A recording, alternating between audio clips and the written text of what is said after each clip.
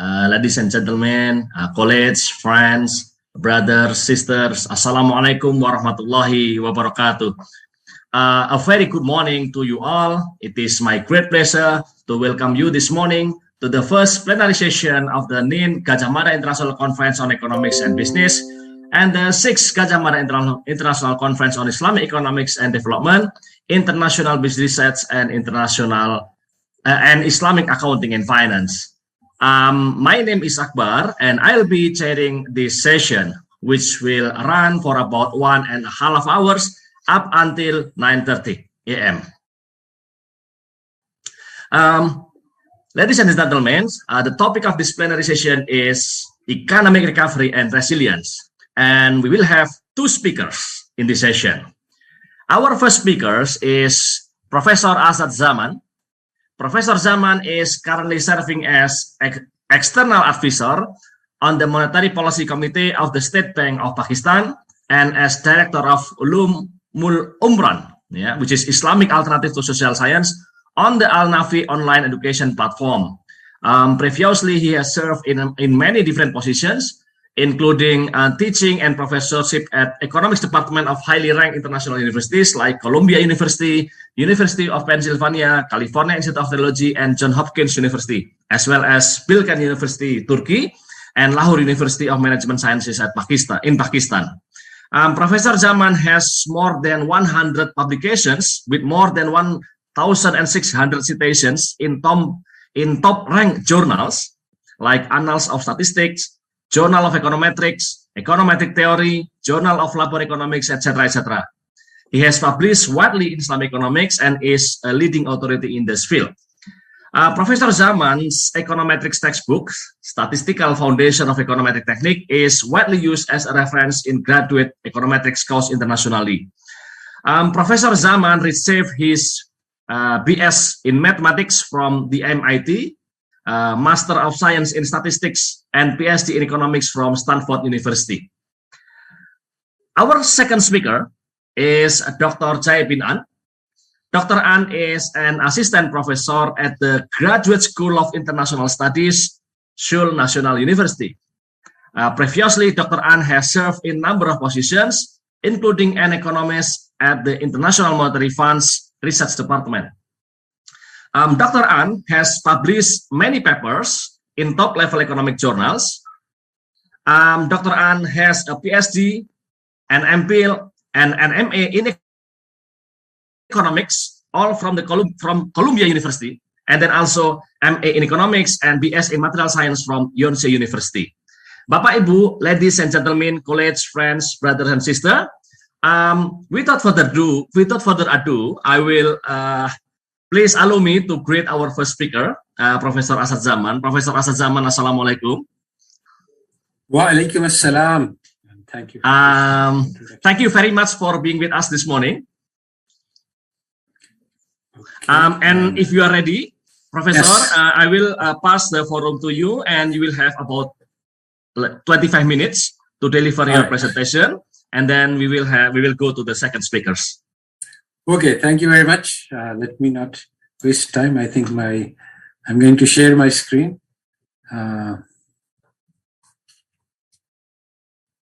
All right, so I've been asked to speak on the Islamic approach to recovery from the economic pandemic.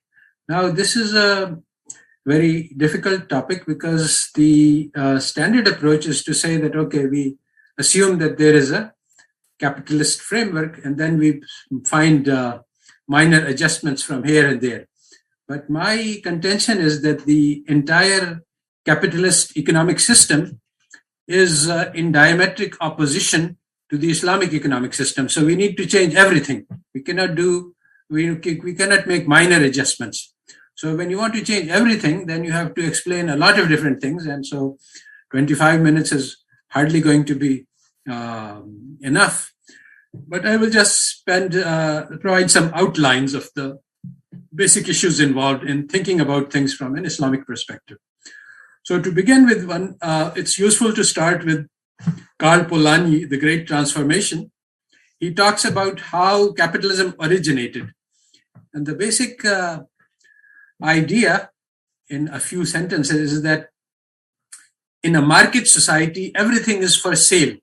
Markets are the dominant feature of that society. And in particular, very importantly, human beings are for sale in the labor market. And so the education provided in capitalist society is designed to create human resources, not human beings. And this is very much in opposition to the idea of an Islamic society where the whole society is like one body.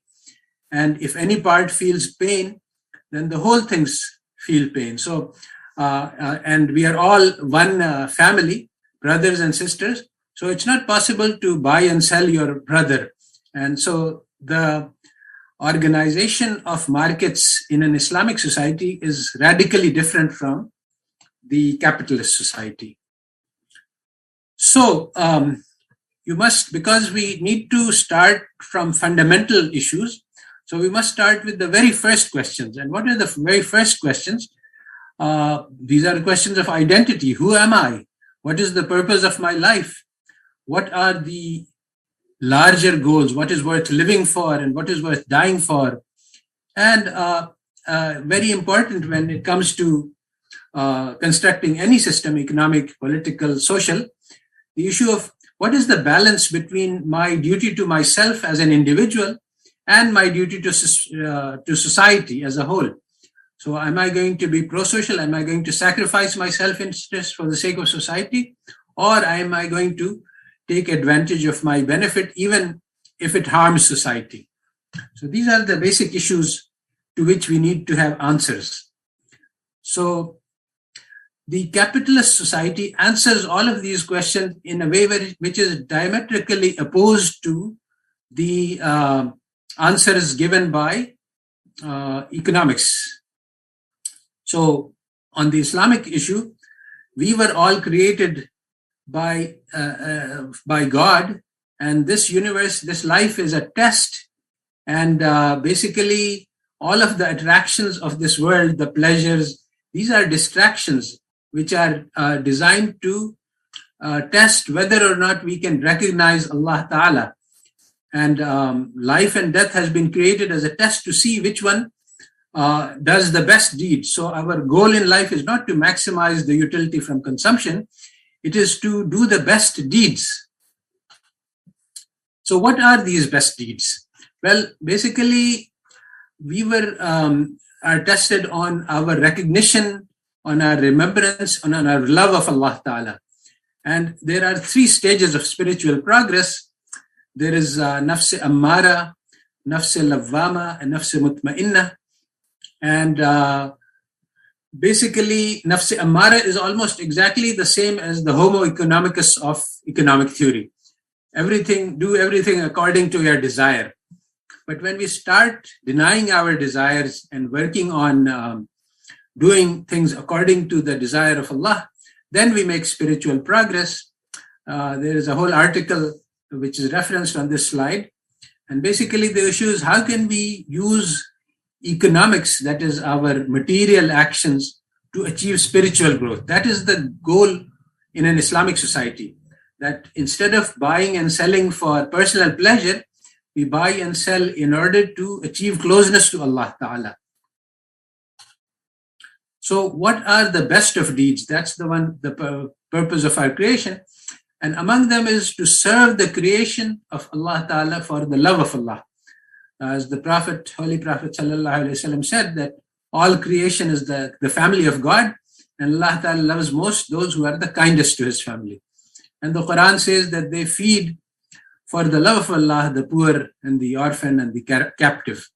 And this feeding is only for the sake of Allah. We don't ask for thanks from the people we are feeding, and we don't expect any worldly reward for this. So once we start with these fundamentals, then a key point of difference emerges when the approach in Islam is on building communities. So it's not microeconomics, which is at the individual level, and it's not macroeconomics, which is at the national level. It's at the community level. So basically, the concept of community-driven development is very strongly aligned with Islamic ideals. So Allah Ta'ala has ordered us to take care of the neighbors, serve our neighbors, and this is also given in very strongly. This message is given in a hadith that we should respect our neighbors' rights, and there is so much material on neighbors' rights. And this is not just a question of what to do, but actually this is the basis of building community. We can build strong communities if we take care of our neighbors, and we are working together to achieve social goals. So when we talk about the topic of the conference, how can we build resilient communities? How can we create response? Well, the basic answer is that the cell, the basic organism of society is the community. And so there is a neighborhood community which is created naturally by the masjid, which attracts all members. And so to meet together on a daily basis 5 times. So basically what we need to do is to make that vital, to make the meeting a consultation, a shura, in order to discuss the problems of the neighborhood. And this involves taking care of the widows, the orphans, the special needs, marriages, education, health, and also the external environmental issues. So this is critical in that Islam, the action takes place at the level of the community. It doesn't take place at the level of the government, and it's not taking place at the level of the individual either. So the neighborhood communities are joined together by the Jummah prayer at which multiple communities gather, and then they consult each other. And then the larger community can send representatives to a higher level national community. And ultimately this way, representatives of every neighborhood should be reached to the highest level, where the government itself is run by a shura, in which we have representation from all of the population. So what should these communities do? Well, basically the communities should attempt to find collective strengths and to produce value for society as a whole. So basically the idea is not so much the production as the creation of unity, harmony, social responsibility within the community. But so if the community works together on a common project, then this will create those qualities. As when the Ansar moved to, when the Muhajirin moved to Medina, Allah Ta'ala says that I have joined your hearts, and this joining of hearts, this is so valuable that all the gold in the world cannot purchase this. So the beginning of the Islamic society is with the joining of the hearts of the people. So if they work together on recognizing their strengths and producing value according to those strengths, that will be the beginning of the community-driven development. Now, when you have rural communities, there are patterns and models that have been created in various places. In Pakistan, there is a program, Ek Hunar Ek Nagar, and also the same pattern has been used in China, where each village is assigned to produce some particular product. And also in urban communities, you have more complicated situations, so the situation is more difficult. But there are solutions for that as well, as to how to tie urban communities together. But one of the key differences between Islamic and capitalism is that Islamic society seeks self-sufficiency. We should, the neighborhood should try to be self-sufficient. This also means zero ecological footprint. We should not be extracting resources from the planet. We should have balanced inputs and outputs. We should create renewable energy in eco-friendly ways. And we can trade with nearby communities if we don't have self-sufficiency. Also, from the financial point of view, there is the concept of community currency, and also of community banks. Community banks have been pioneered in Germany, and the German models of community banking are very good. And these can be used to create financing at the community level on a social basis. Islam does not, we don't have interest. And so the bank does not enter into transactions in order to earn profit. It actually provides financing to socially important projects, to projects with social value. And the bank is a community bank. So everybody, basically it's a question of people pooling money and investing them in the future of that community and also of society as a whole.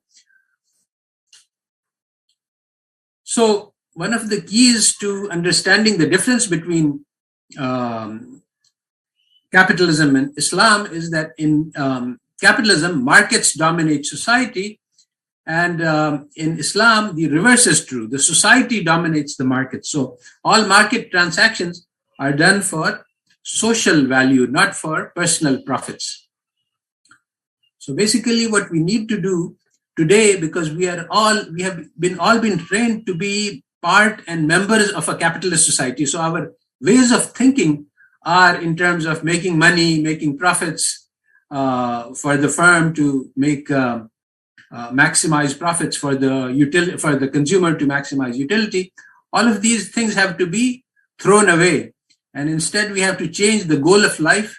Instead of seeking to maximize our personal pleasure, we should try to maximize our service to the creation of the God for the sake of the love of Allah.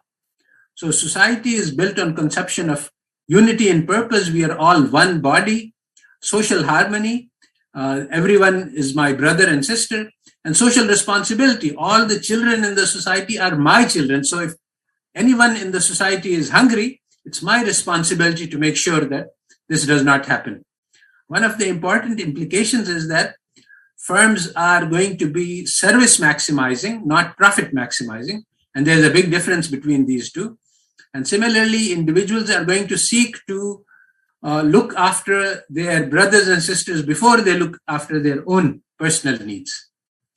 So this is corresponding to the golden rule, which is urged in the hadith, that we are not believers until we wish for our brother what we wish for ourselves. So it's not possible for me to eat a meal in luxury while the person who is bringing me the food is hungry and his family doesn't have health care. So this kind of inequality, which is created by capitalism, creates insensitivity and heartlessness, which Islam does not allow. So how is this social responsibility shaped? The first place is the family. In the family, we learn how to love each other, how to take care of each other, how to make sacrifice personal interests for the sake of other members.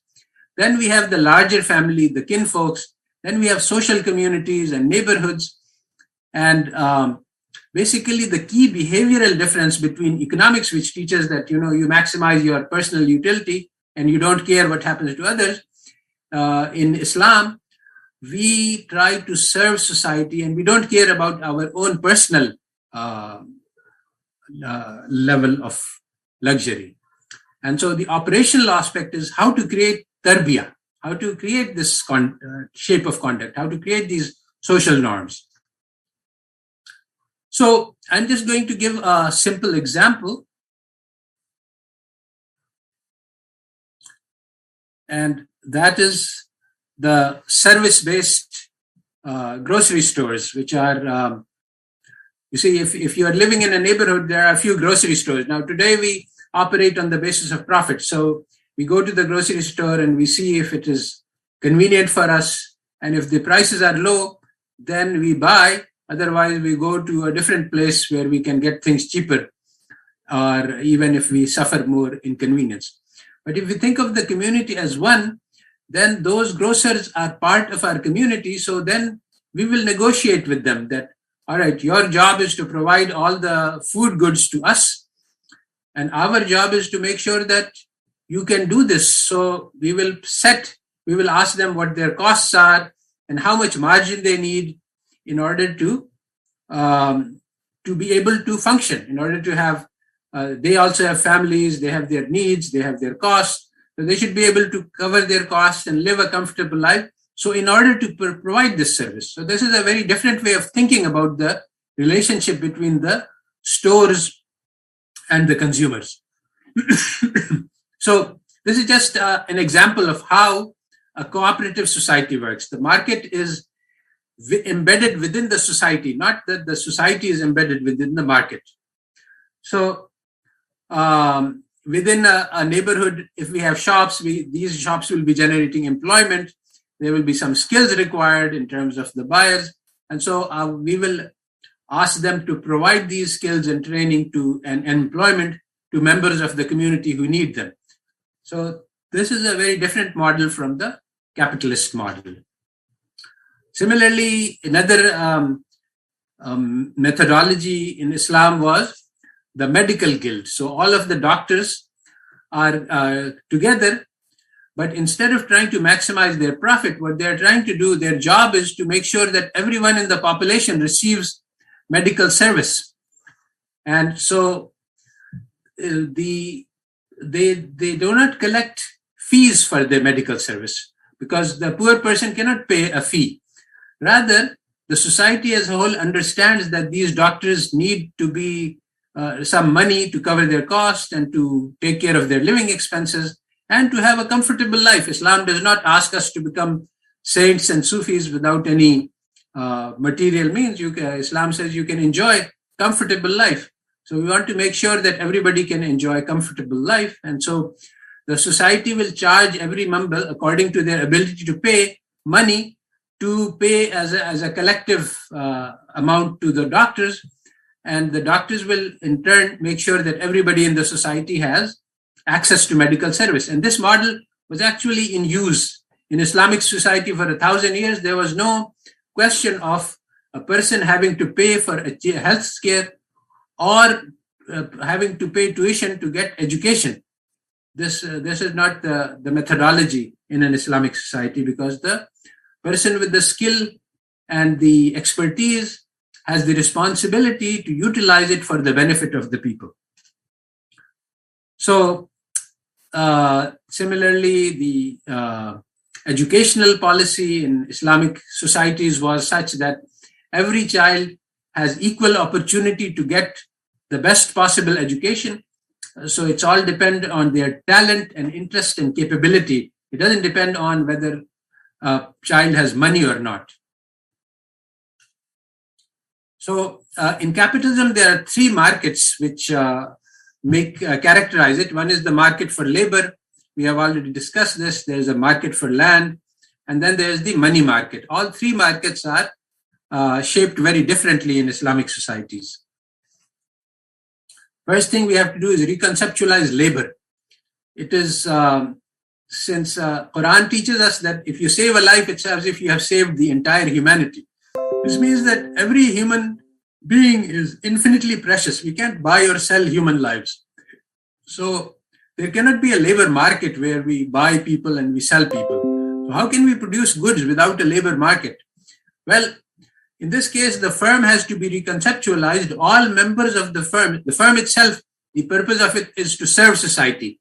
All members, whether they are laborers or they're capitalists or they are managers or they are sweepers of the floor, they are all equal participants in provision of service. So they all have an honorable and meaningful job. The money is given not as a compensation for the time, but as a social arrangement to make sure that everybody can provide for themselves and for their own families and take care of their own social responsibilities. So the payment is for recognition of the service provided to society. An example of this is Abu Bakr radiallahu ta'ala anhu as Khalifa. When he became the Khalifa, then he went to the market to sell his clothing. And so Umar radiallahu ta'ala stopped him and saying that if you start selling your clothes, who is going to look after the problems of the Ummah? So then he said that, but if I start looking after the problems of the Ummah, how will I feed myself and my family? So then they fixed ujrat for him. They fixed a wage for him that would allow him to feed himself and his family. But it was not, So he was not being paid for being the president or the Amir or the Khalifa of the nation. He was just being given money so that he could support himself. And the money was not even enough for his wife to buy some sweets, as we know.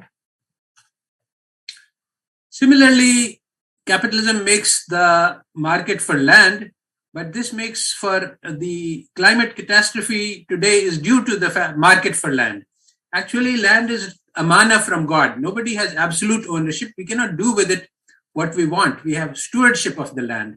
We have temporary ownership, and we must give the land that we found in the same way or better way to the next generation. And if we just take care of this one simple Islamic rule, then we would not have climate catastrophe. Especially since the firms are in the business of providing service to society, they're not in the business of making profits. So if the firm is causing a lot of pollution, a lot of harm, a lot of damage, then it will calculate that the service I am providing is less than the harm that I am doing. So the firm will not cause environmental damage.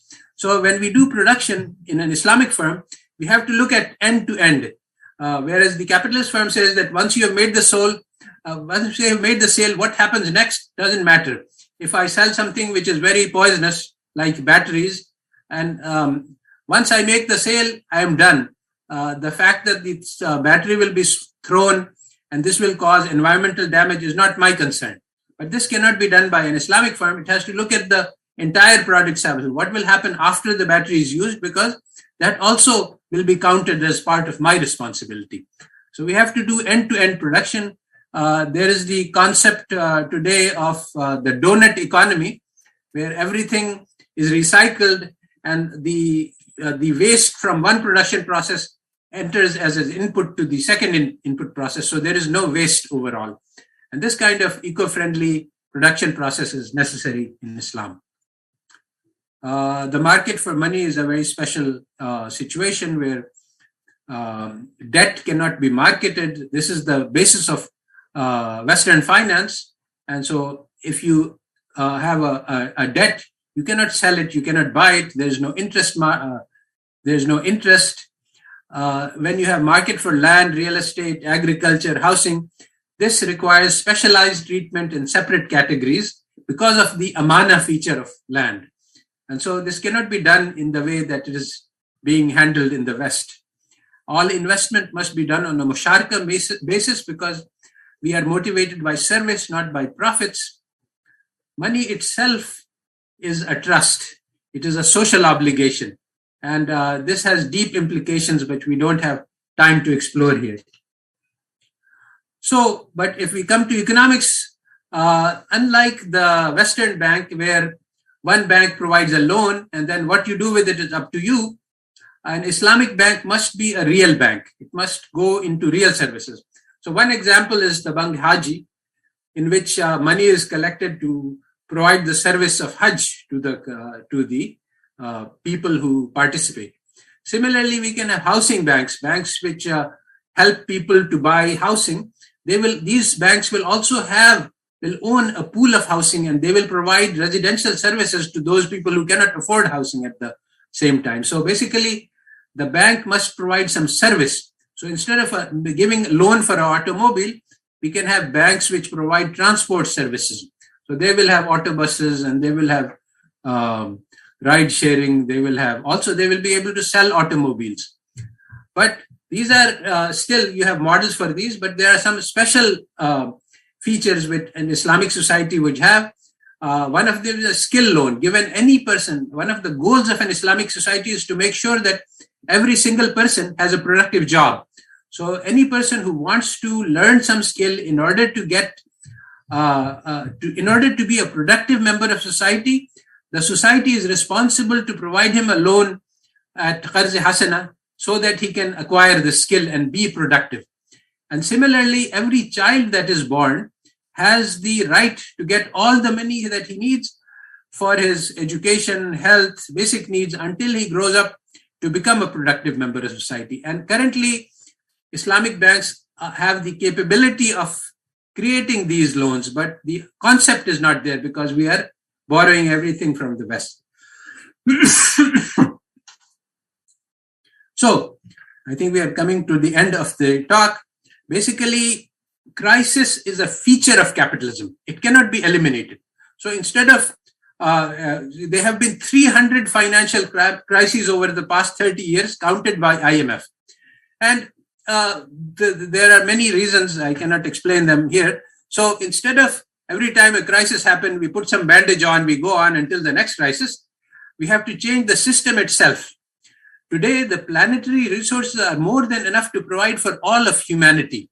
So the corruption and facade which we see is because of what people are doing and because of the evil deeds. And so we have to change the way we think, change the way we act, change the way we behave, and basically behave with social responsibility, with love of all humanity. And this is the root cause which can change all of the things. So basically, this is, I think, the last, next to last slide. Yes, this is the last slide.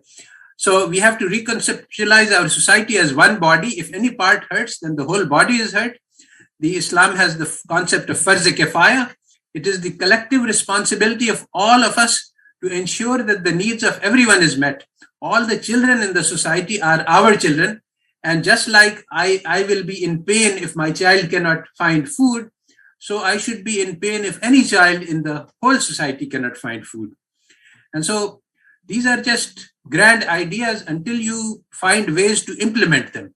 The methodology for implementation are the institutions of the society, and the neighborhood communities are one of the key institutions. A second important institution of Islamic society is the Waqf. The Waqf is the opposite of the capitalist bank. In the capitalist bank, everyone with excess money tries to make more money, but in the Waqf, the people with excess money spend it on others. And so this Waqf combined with local community banks can provide community level financial services. And one of the keys of capitalism is that you have massive overproduction, and so you also have massive overconsumption. So instead of that, we need to promote simple lifestyles as Islam teaches us to do. And if we follow simple lifestyles and produce elementary things, basic things, we do not produce $20,000 Gucci bags and luxury items like that. Avoid israf and tabzir. Then the resources are enough. This idea of scarcity is just an illusion. There is no scarcity if we confine our attention to the needs of the people, not the wants. All right, so I think that's the last slide, so I'll stop here. Thank you. Yeah, thank you very much, Professor, for the presentation, for the thought-provoking presentation. I'm sorry I was unable to unmute myself due to the technical issue. Okay, Bapak, Ibu, ladies and gentlemen, brothers and sisters, we have followed the presentation by Professor Asad Zaman, and now please allow me to greet our second speaker, Dr. An, Dr. JaeBin An.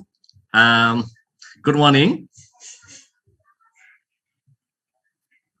Dr. JaeBin An, good morning.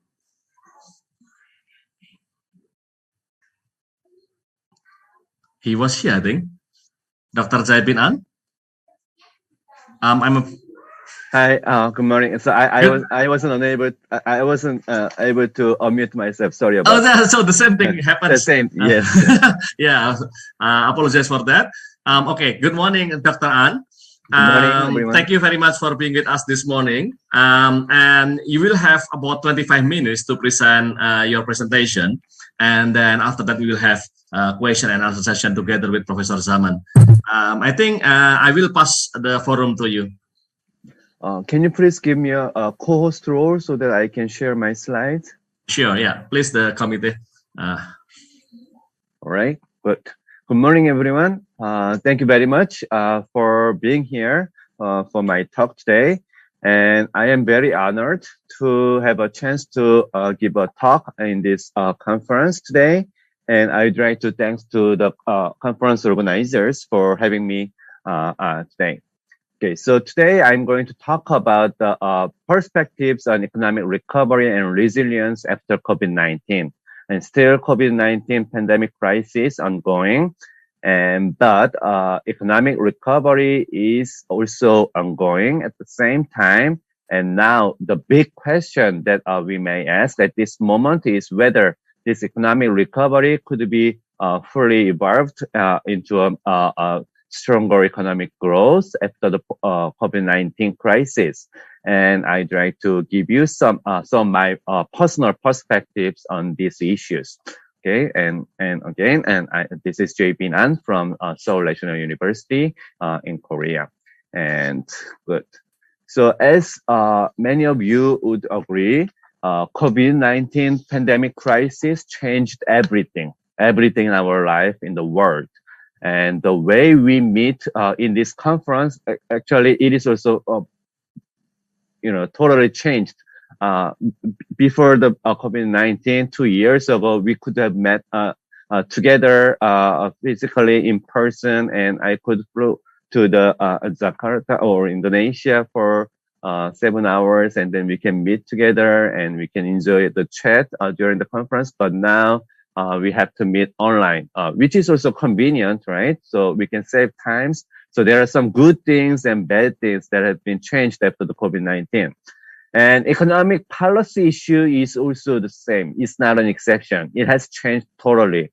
And also these kinds of changes have been started since the global financial crisis, but it has been got even severe during the COVID-19 crisis. For example, international trade policy, it has been totally changed before COVID-19 and even before the global financial crisis. The globalization was the big thing in international trade policy, right? So most countries, including Indonesia, were participated in trade liberalization. But now, today's world, many countries from advanced economies started showing some protectionism, and they are also considering some industrial policy, right?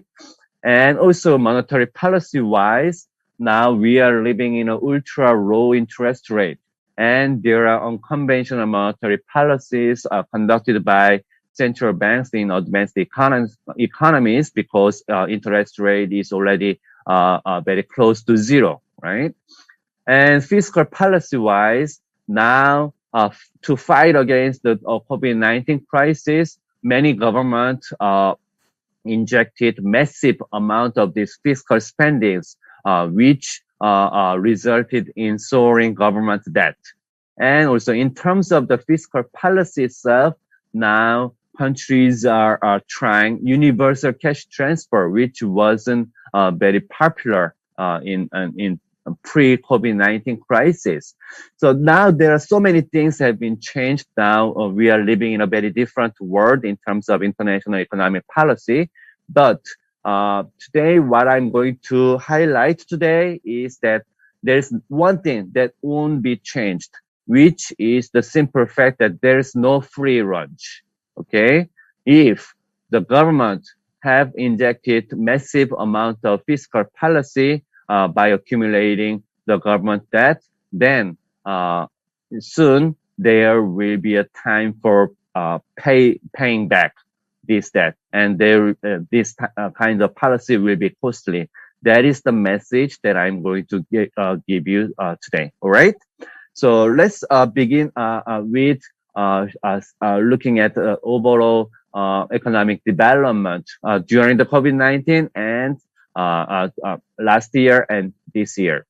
So this is the distribution of the GDP growth rate across G20 countries and OECD countries, that includes Indonesia. And over time, as we can see, overall, the economic growth rate of the median of the countries has been rising and high before the global financial crisis. And then during the 2008 and 9 global financial crisis period, there is a plummet of the GDP growth rate across major countries, right?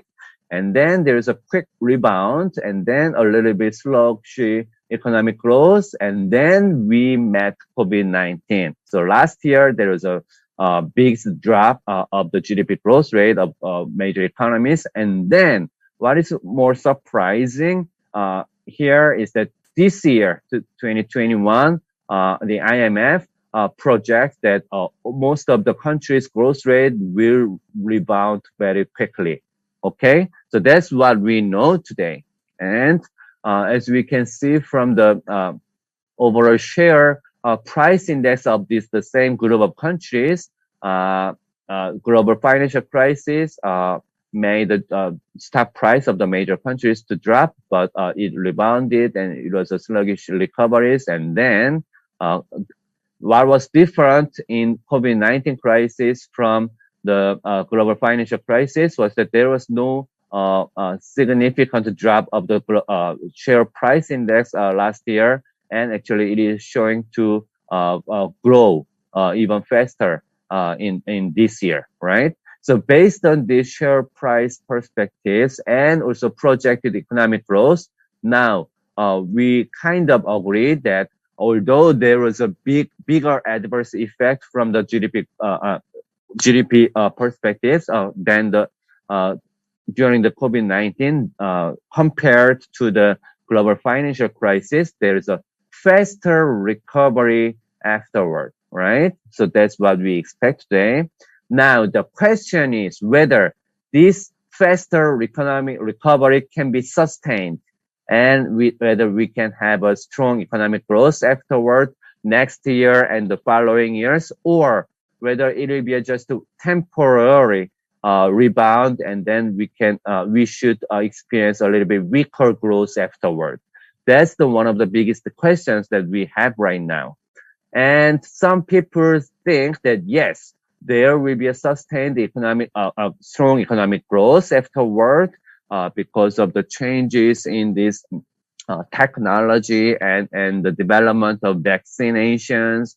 So things will be good. That's the rosy perspective. But also at the same time, there are dismal perspectives that this quick recovery is just simply a base effect because GDP fell too much. Rebound was also big, and then after this base effect disappears, economic growth will be weaker. And also some views that this recovery also reflects a temporary effect from massive fiscal and also monetary policies. But once monetary and fiscal policies are normalized in many advanced countries, then this boosting up the economic growth can be weakened afterward. So there are two different views, and I'm going to show you that what I have in mind is a little bit closer to this small perspective, because this big quick recovery is based on some big base effect and also some massive fiscal policy, which should be normalized soon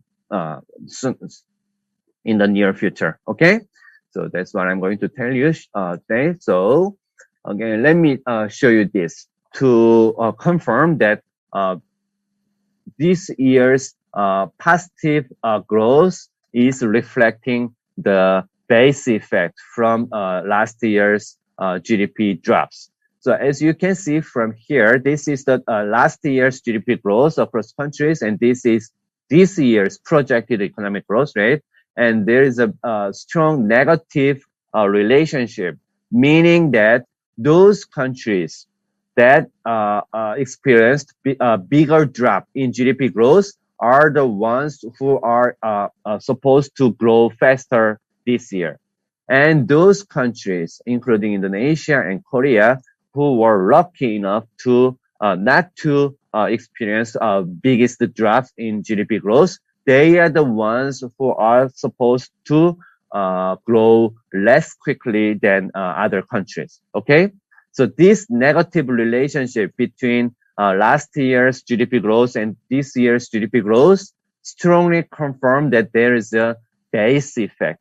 Okay, so this year's faster economic growth is because last year many countries experienced big decline in GDP growth. Okay, that's one fact. Then, of course, one may ask, then which countries grew faster than other countries last year? Or to repeat, which countries experienced bigger GDP growth drops than other countries? And of course, as you may expect, that it is pretty much dependent on the COVID-19 infection rate. So which countries were more successful in fighting against COVID-19 quarantines than other countries? And of course, those countries who experienced much higher rate of cumulative deaths or COVID-19 infection rate, they were the countries that experienced bigger economic growth drops. And those countries who are more successful than other countries in fighting against COVID-19, including Korea and Indonesia, these countries are the ones that had relatively smaller and smaller decline in GDP growth last year. Okay, so to combine these two charts, those countries who are less successful in fighting against the COVID-19 experienced bigger GDP drops last year, and these countries are the ones who are expected to grow faster this year. Okay, so that's the point that I'm going to show you today at this point. And then also, this is not the only one. And there were also some rules from the economic policies, right? Countries also tried hard by conducting very aggressive monetary and fiscal policies. And of course, those countries who injected massive fiscal policies, for example, they must have avoided from a bigger declining GDP growth rate, right? And I can show you that, yes, and indeed, during the COVID-19 crisis from last year, and just comparing the 2019's GDP, government debt in terms of the percent of GDP, and the changes from that to 2021, we can see that there is a big increase in government debt in percent of GDP for almost all countries. This reflects the fact that these countries injected massive amount of fiscal spendings by accumulating the government debt. Okay, so overall size of the increase in government debt in these 2 years shows which countries were more aggressive in fiscal policies, okay, by running bigger fiscal deficit. And there are countries who raised government debt more than 20% of GDP, and many countries increased by more than 10% of GDP, and some countries a little bit less than that. And Indonesia and Korea, for example, increased by about 10% of GDP, which is a big amount, given that Indonesia and Korea tends to have overall 30% of GDP as a government debt as of 2019, which means that they increased government debt by almost 1/3. So this is a big increase in government debt. And compared to the global financial crisis period, it is very comparable in the sense that overall amount of increase in government debt was very similar to the size of the global financial crisis period. And given the fact that these countries are on the right, and especially some of the European countries, they almost went to default during the global financial crisis by raising this level of government debt. So this amount, level of debt increase is large enough for some countries to face default. Okay, so the fact that I'm going to emphasize today is that because many countries increased government debt in very large amount, these countries will face difficult times in the near future, because that is a large enough amount to face default from the global financial crisis experience. Okay, good. And another thing that I'm going to show you is that, yes, so as a result of this massive increase in government debt, seeing from the time series graph, this was the overall amount of major countries' government debt levels before the global financial crisis period, and after the global financial crisis period, they increased global government debt levels, and then there were a little bit of sustained increase, and then as you can see, there's some jumps, okay, overall jumps after the global financial crisis. So the thing is that, yes, after the global financial crisis, countries already raised the government debt levels, and then in the face of COVID-19 crisis, they raised debt levels again. And of course, thanks to this massive fiscal policy and aggressive fiscal policies, countries were able to sustain the economic growth a little bit and avoid from further falling into the declining GDP. And now the question is whether this kind of high level of government debt is sustainable or not. If it's not sustainable, then countries may not be able to continue conducting massive and aggressive fiscal policy, which will be a bad news for overall economic recovery afterward. If this is sustainable level, then yes, countries can increase their levels over and over again, and they can inject a massive fiscal policies. Then they will be able to continue to help growing the economy. Okay, and now my point is that this is not sustainable. Okay, and let me show you some evidence to support my claims.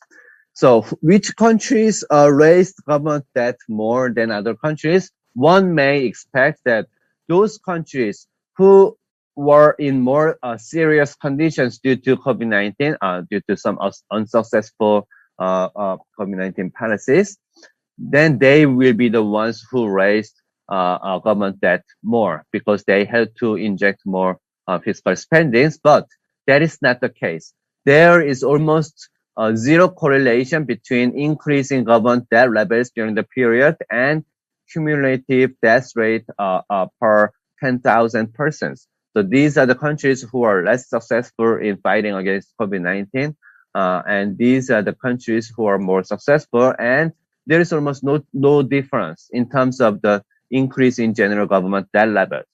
Then, what determined overall increase in government debt level? Actually, it is very interesting that there is a very strong relationship between overall increase in government debt level during the COVID-19 and initial government debt level as of 2019. What does that mean? It means that those countries who already had very high level of government debt could raise more of this government debt. Those countries who had relatively low levels of government debt are the ones who couldn't raise government debt level as much as possible. Why? Because there are reasons why initial GDP government debt level differs across countries. These countries, look at this: Japan, Greece, Canada, Spain, Italy, US, Great Britain, Belgium, France, and Portugal. What are the common things of these countries? They are advanced countries, right? And they are reserve currency countries. These countries are in Euro area, yeah, right? So Eurozone currencies and Canadian dollars, US dollars, UK sterling pound, and Japanese yen. They are all reserve currency countries. These reserve currency countries always have demand for their own government debt, their government treasury bonds. So they can have high levels of government debt because they can issue treasury bonds as much as possible. Why? Because there are always demand in the world to buy these countries' bonds. But many countries like Indonesia, Russia, and some other countries like Korea should be somewhere around here as well, non-reserve currency countries, they have difficulties in raising as high level of government debt as possible. Yes, if they can, they may want to issue more bonds and they may want to raise more debt levels. But the point is that there are not enough demand in the world. So as they raise government debt levels more and more, then the cost of borrowing should increase. And because cost of borrowing increases, government are reluctant to raise more debt. Okay, and it is harder and more difficult for them to raise government debt. So that is reflected in this chart as well. So during the COVID-19 crisis, these countries also wanted to raise more government debt, but they couldn't. Why? Because there were not enough demand, so they have to face higher costs. Okay, and that will be the thing that will also make other countries to raise more of this government debt going forward. Why? Because even among these reserve currency countries, still more higher and higher government debt level will make cost of borrowing for those countries to be increasing as well. And that can be shown from the government bond yield chart that typically the borrowing cost depends on many things: short-term policy rate and inflation rate and countries' default risk. And it is very hard to disentangle all these three things separately. But if we focus on Eurozone countries, which have the same short-term policy rate from European Central Bank, then we can eliminate the short-term policy rate part. And also, if we check out the real cost, which is the nominal rate minus inflation rate, then we can also take into account this inflation rate. Then we can check out the default risk only. Then within Eurozone countries, this long-term real interest rate is higher for countries that have higher borrowing costs. This reflects this default risk among Eurozone countries. Even within Eurozone countries, countries that have higher government debt levels has higher real long-term interest rate, meaning that these countries have higher default risk. So as these countries have more and more government debt levels, they will have to face higher and higher borrowing costs. Why? Because their default risk will be getting higher and higher. All right? And putting all the countries together, and I just drew the similar chart. And yes, there are some difference in short-term policy rate as well across these countries. So direct comparison is not good, but you can check out that there's a big difference between reserve currency countries in blue and non-reserve currency countries in red. And as you can see, there's a steeper relationship between government debt level and borrowing costs, and less steep relationship for non-reserve currency countries. So what does that mean? The non-reserve currency countries will face even steeper increase in borrowing costs as they increase government debt levels. Okay, that's the point. So non-reserve currency countries are in a more difficult situations to continue on conducting more aggressive fiscal policy by accumulating government debt levels, because they will face higher and higher interest rate. But overall, all these countries were okay so far in increasing a little bit of these government debt levels, thanks to the overall very low interest rate these days. Okay, there has been this is the nominal and real borrowing cost of these major economies, and there is an overall trend for both the nominal and real that there is a big trend in declining trend, right? So right now, both nominal and real interest rate is very close to zero for many countries, right? So because borrowing cost is very low, countries were okay to accumulate that levels. But if things change it from now on, if for some reasons, if this borrowing cost overall start increases, then it will be not easy for these countries to continue on accumulating government debt levels by continuing on these aggressive fiscal policies, right? Would you agree? And I will tell you from now that there are strong reasons to believe that this interest rate will start increasing soon, okay? And that is related to this U.S. Rising inflation rate in the United States. You may have heard about that from the newspapers these days, which is the major topics in the economic sections, right? So now, in the United States, there is a rising inflation expectations recently this year. And that is already reflected in longer term treasury bond yield in the United States. And this spread between 10 years and short term 1 year treasury bond yield rate, that is corresponding to this rising inflation expectation. So people now expect that inflation will rise in the near future. So they will demand higher treasury bond yield. That's what is shown here. And that is expected from major economists and commentators.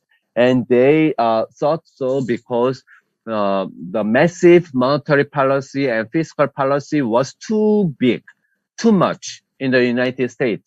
So that will create this inflation to be stronger in the near future. That was the expectation. And in the data, in the CPI data, consumer price inflation, it started to be shown starting in April this year. There was a sudden increase in inflation starting in 2021 April.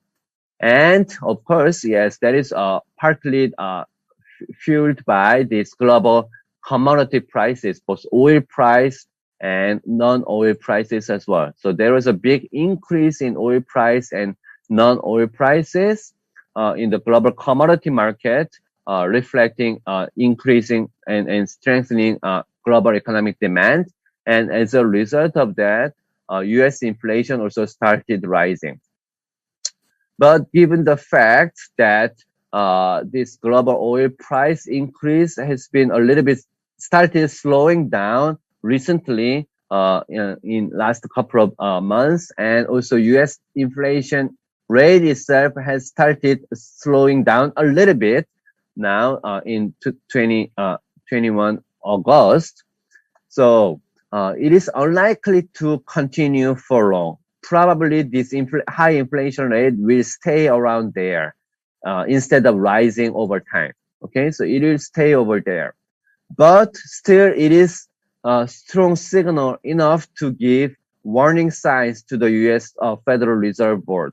That's why the US Fed chairman repeatedly said that they will start tapering in this year, which means that they will stop this aggressive monetary policy and they will start normalizing their monetary policy, and which also implies that possibly there will be an increase in US Fed policy rate in the near future as well. And this is a strong signal for overall borrowing cost as well, because that means soon borrowing cost will be also rising as a result of US Fed's monetary policy normalizations. And I'm a little bit over time, but let me spend a couple of more minutes to explain why that is the case. So as US inflation goes up, then it has a direct impact through Indonesian import prices. It's not just the Indonesian economy, but also many other countries, but I'm giving you an example of Indonesia. So as US inflation goes up and global commodity prices goes up, then Indonesia also is a now net importer of oil as well. And also Indonesia import many goods from US, right? So that means Indonesian import price will also go up. And because Indonesian import prices is a big component of Indonesian consumer price index, it will also raise Indonesian inflation. So that is the direct channel through inflation rate. And indirect channel is through the US monetary policy. As US inflation goes up, then US Fed will start tapering, and also they may start raising US Fed policy rate. And this tapering example should be very familiar to many of you in Indonesia, because Indonesia experienced the taper tantrum in 2013, right? So this tapering or Fed rate increase will make many foreign investors who invested in Indonesia to leave the country to search for higher yield in the US Fed, right? So there will be some foreign capital outflows from Indonesia. Then that will also make Indonesian exchange rate market unstable. Then to fight against this inflation and also foreign capital flow, Bank Indonesia has to raise policy rate. Okay, and as Bank Indonesia raises policy rate, then that will be transmitted to government for funding cost and household funding cost and corporate funding cost, overall funding cost. So it will raise the overall borrowing cost, including government borrowing costs. Okay, and that is not just for Indonesia, that is for many other countries. And then overall conclusion is that US inflation can lead to overall increase in borrowing cost of major economies. And as major economies' borrowing cost increases, then major economies will find harder to raise government debt, which means that they will not be able to continue on conducting these aggressive levels of fiscal policies, which will be a bad news for economic recovery afterward. Okay, so that's the main point. And I had a few more slides to explain the lessons from taper tantrum from fragile 5 countries, including Indonesia. But I believe this is very familiar to you. So I will skip this part. And the main point is that as US starts tapering, there can be a bad news for those countries who have weak fundamentals. And these countries will face severe foreign capital outflows. So they have to make sure that they have strong economic fundamentals before US start tapering policies. Okay. Okay. So to summarize, so from the taper tantrum experience, we believe that in the near future, many countries will face the increasing government borrowing costs. And given that, going forward, countries should try their best to seek to revive the economy without relying too much on fiscal stimulus programs. Okay, if they rely too much on it, then their prospect is not good. Why? Because this cannot be continued for long. Okay, so they have to start considering to go through some structural reforms to revive the economy, which will be, of course, costly in terms of time, but this at least will not depend too much on fiscal stimulus programs, which cannot be sustained. All right. So overall, yes, there is no such thing as a free lunch, because they accumulated debt levels too much during the COVID-19 crisis period. Soon, as government borrowing cost rises, their interest payment burden will go up. Okay, so two countries should be prepared for that, and they should be careful about increasing government debt levels from this time on, and they should rather focus on some other ways to revive the economy. That's the main theme of today's presentation. Okay, thank you very much, and I'll stop here. Thank you very much, Dr. An, for your very interesting, thought-provoking presentation. Bapak Ibu, ladies and gentlemen, friends, colleagues, now we come to the question and answer session. We will look at some of the questions that have been raised by the audience here, and I will put priority, unfortunately, to the question delivered to Dr. An, because it seems that Professor Asad Zaman has a connection issue, so he's not here now. Okay, now let's go to the first question from Pak Yunanto. Professor Jai, with tapering incoming, we should expect less tantrum in the economy. Is this due to a more robust financial system now versus then, or good government policy? Okay, very good point. I have two answers to that, and actually there are two things going on.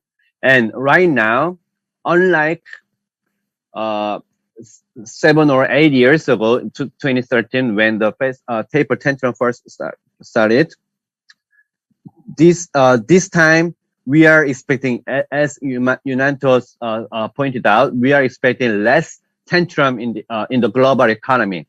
And why is that? First, that is because of the lessons from taper tantrum in 2013. So now countries and many policymakers knew what's going to happen in the case of tapering. So they were prepared beforehand. Okay, so that is one thing. So yes, that is some of the good government policy part, because they already prepared. And in the case of Indonesia, I believe that it is also because now Indonesia has stronger economic fundamentals than 7 or 8 years ago. And 7 or 8 years ago, Indonesia had an increasing current account deficit and increasing fiscal deficit and increasing inflation, etc. And that was why Indonesia was included as one of these fragile 5 countries, because of this weak economic fundamentals. And Indonesia had a very hard lessons from the taper tantrums. And after then, Indonesian government tried hard to strengthen their economic fundamentals to avoid such kind of things to happen again. So now, compared to 8 years ago, today Indonesia was in a much better position in terms of economic fundamentals. So Indonesia could avoid severe tantrum this time. So that is my answers. Thank you for excellent question. Thank you very much for the question, Pak Yunanto, and also the answer, Dr. An. And we go to a question by Tito, UGM. How can countries, industries, education, social community prepare for uncertainty future shocks? Okay, very good question. Yes, we are living in a very heightened levels of uncertainty these days. Uncertainty is very high, and everyone knows that uncertainty is bad for many things, for many, not just for economics, but yes, as you said, education and social investment as well. So how to prepare the uncertainty future shocks? Actually, there is nothing we can do to be prepared for uncertainty. Why? Because uncertainty is uncertain. Because we don't know which kind of uncertainty will be coming, it is very hard and almost impossible to be prepared for uncertainties. But what we can do is minimize those oncoming uncertainty. All right, and there are some rules for countries, policymakers. At least for policymakers, they should be focused on reducing policy uncertainties. So to rephrase, there will be two types of uncertainties. One is controllable uncertainty, and the other is uncontrollable uncertainty. COVID-19 crisis, this is uncontrollable. There was nothing we can do about it beforehand, right? But controllable uncertainties, there are some things that country policymakers can do by minimizing uncertainties by sticking to the rules and consistencies instead of changing economic policy every day or every time or every year. Okay, that kind of thing. So minimizing controllable uncertainties can help countries and industries and educational sectors. That's my short answer. Okay, thank you. Thank you very much, Pak Tito, and also Dr. An for the answer, for the question, the answers. Bapak Ibu, ladies and gentlemen, brothers and sisters, colleagues and friends. Well, I'm afraid it is the end of our session today because we have to finish by 9:30. And Dr. An, I think you still have 1 or 2 minutes just to have another a closing statement of what you have presented today, this morning. Okay. Thank you very much again for being here. And again, thank you very much for having me today. And I really enjoyed talking today. And I also studied and learned a lot by preparing these materials. And I also appreciate these excellent questions from two of our colleagues today, which was very relevant point. And I must tell you some of my personal experience and why I really interested in Indonesian economy, because 8 years ago in 2013 and 14, I was a member of the Indonesian country team from the IMF. So I had a chance to join the mission to Jakarta, and that was exactly the time during the taper tantrum. So I was able to have a very valuable experience and opportunities to communicate with policymakers in Indonesia in terms of fighting against this taper tantrum experience, and that provide me a lot of lessons, and I learned a lot from those experience, and so I am really grateful to Indonesia, and since then I am following the Indonesian economy, and I wrote a couple of papers on Indonesian labor market with minimum wages and some other trade issues using Indonesian survey data. So this is very honorable for me to have a chance to give a talk to Indonesian colleagues today. So thank you very much again. And if there is any follow-up questions, you may send the questions to the organization committee members who will deliver the questions to me. Then I will respond to those questions. Okay, thank you very much. Good. Thank you very much once again, Dr. JaeBin An, and also for everyone here, and also to Professor Asad Zaman, who have been here with us today this morning. To end the sessions, let's give applause to everyone here. Thank you. Thank you very much. See you again. And I have something. Yeah, mathematics is easy as 1 to 5. Everyone stay happy, healthy, and safe. See you. Good morning, everyone. So may I start now the session? Yes, the time is yours. All right, thank you. So thank you, Miss Eta. Good morning, everyone. Good morning, ladies and gentlemen, all academias in this very prestigious forum, Gajah Mada International Conference on Economics and Business, and also Gajah Mada International Conference on Islamic. Now, I would like to start our second session, which is marketing during pandemic. Today, we will have two key speakers, that I would like to introduce first one by one. For the first session, we will have Dr. Felix Septianto. He is a senior lecturer in marketing and an ARC, DECRA fellow at the University of Queensland. His research broadly investigates the influence of feelings and emotion on consumers' decision-making, particularly in the context of advertising, consumers' ethics, pro-social, and pro-environmental behaviors. Based on number of scholarly outputs since 2018 by Elsevier, Dr. Felix is among the top 5 most active authors worldwide in the marketing field.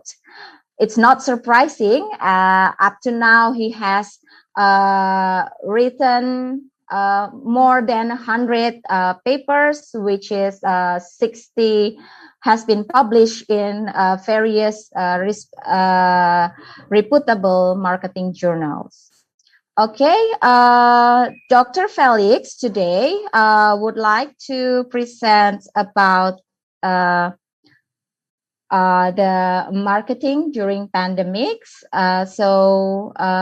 Dr. Felix, time is yours. Hi, good morning. Thank you for this opportunity and this chance. So today I'll explain and I'll present to you on the topic about marketing during pandemics. So please allow me to share my screen. Yeah, okay, awesome. So yeah, good morning. Thank you for the invitation.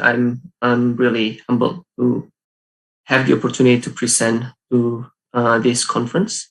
And as I mentioned, the topic today is about marketing during pandemic, but especially I want to focus in the context of charitable marketing. And in the next few slides, I'll explain why I think this is an important.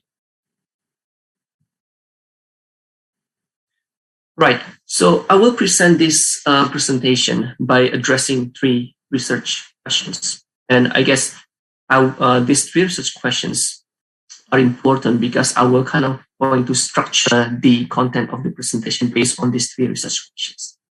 So the first question that I want to address, because I'm presenting about charitable marketing during pandemic, the first question that I want to ask, I guess, why charitable marketing is important during disasters, and especially in this case, during COVID-19 pandemic. And what I want to argue and what I will explain as I go through my presentation is that when we encourage pro-social behavior, or basically helping behavior via charitable marketing, it can increase resilience at the individual and community level. And then from the public policy marketing perspective, it can also reduce the government's burden. The first question is about why. Then the second one, now that we know that's important, then the next question is how then we can encourage pro-social behavior during disasters. And given that my expertise is in the context of emotion, so what I want to argue is that we could capitalize on threat-based awe, which is basically a unique emotion experience associated with disasters. The last question is, now that we know that we can focus on threat-based awe, the following question and the last question then, how can we capitalize? How can we leverage this emotion to encourage pro-social behavior? And in this presentation, I'm going to present 2 related projects, showing how that we can employ growth mindset and or high control level using advertising messages to encourage pro-social behavior. So in the next 30 minutes or so, I'm going to basically address these 3 research questions in this structure, essentially. So the first one, why charitable marketing is important during disasters, especially in this case, COVID-19 pandemic. So what I want to introduce, I guess, is kind of like, well, we know that in the context of COVID-19, it's diabolical. So Indonesia's spending on fighting COVID-19 pandemic could exceed 300 trillion rupiahs. So that's one of the recent reports. And as of September 16, Indonesia registered almost 140,000 deaths from COVID-19. And I think it's no doubt that like all of us, I think we would have personal experience, whether our relatives, our parents, our friends, they all affected, financially speaking, or even like maybe some of us, we know people who passed away because of COVID. So I think it's clear that COVID-19 pandemic is one of humanity's worst disaster. And it is a source of unexpected adversity and hardship for many people, for all of us.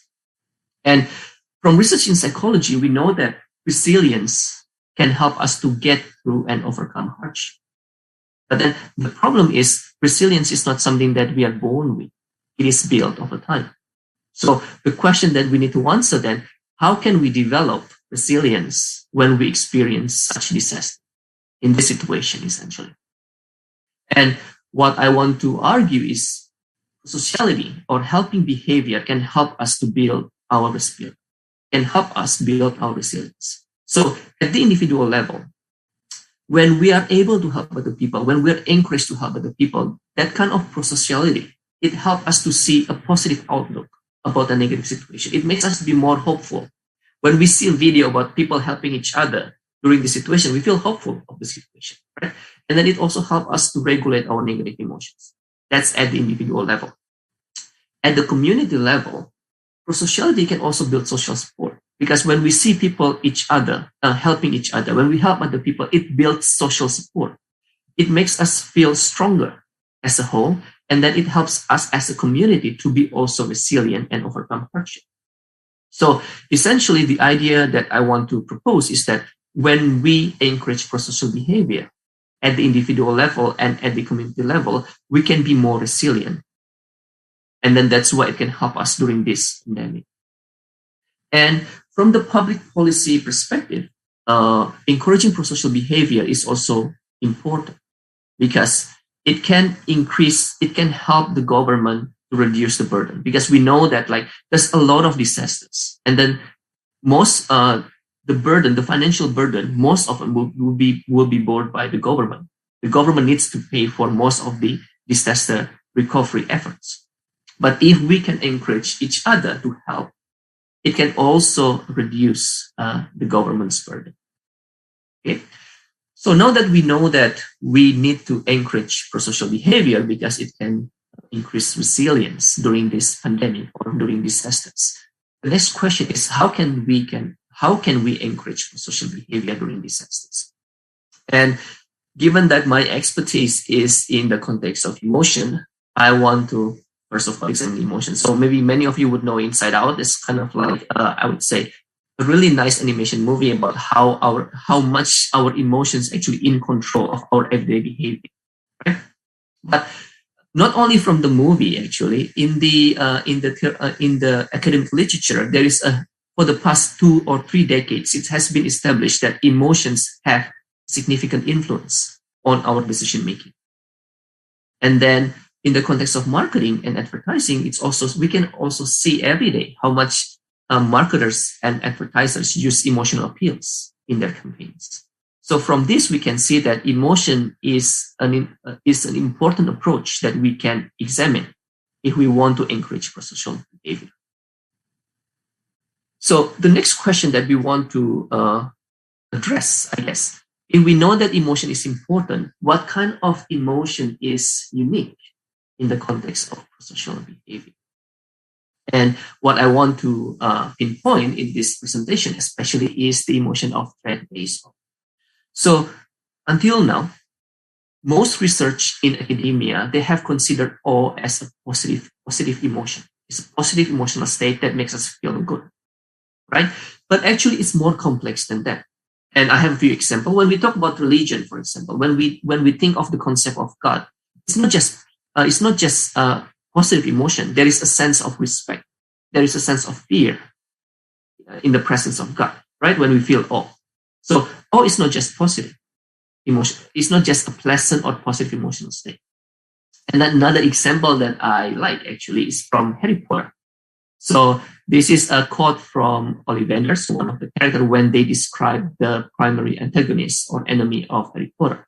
So he said, after all, he who must not be named, or basically Voldemort, the main enemy, did great things. terrible but great. So he acknowledged that it's a great thing. It's a great thing, but it's also terrible. So from here we can see that it's not just positive emotional state. It actually resides in the upper reaches of pleasure, but also on the boundary of fear. And that's why there is so-called this emotion threat-based awe, because it is a distinctive negative flavor of awe that usually arises in response to stimuli that is threatening. So when we think of natural disaster, when we think of earthquake, when we think of tsunami, when we think of wildfire, when we think of even like COVID-19 pandemic, we feel so small. We feel awe, but it's not positive because they are threatening. So this emotion is called threat-based awe. So it's kind of like a mixture of positive awe and fear. And in this research, in this project, we're going to examine how awe can be beneficial to encourage prosocial behavior. So from in these projects, I'm examining threat-based awe from the functional perspective. Essentially, emotions have specific functions. Every emotion has specific functions that can help us to deal with our situations, the challenges within our situations, in our environment. And in the context of awe, this emotion belongs to so-called self-transcendent emotions.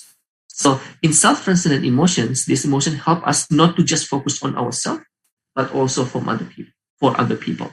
So essentially, to make it kind of like simpler, when we feel awe, we are more likely not only to focus on ourselves, but because we feel small, we are more likely to also focus on other people.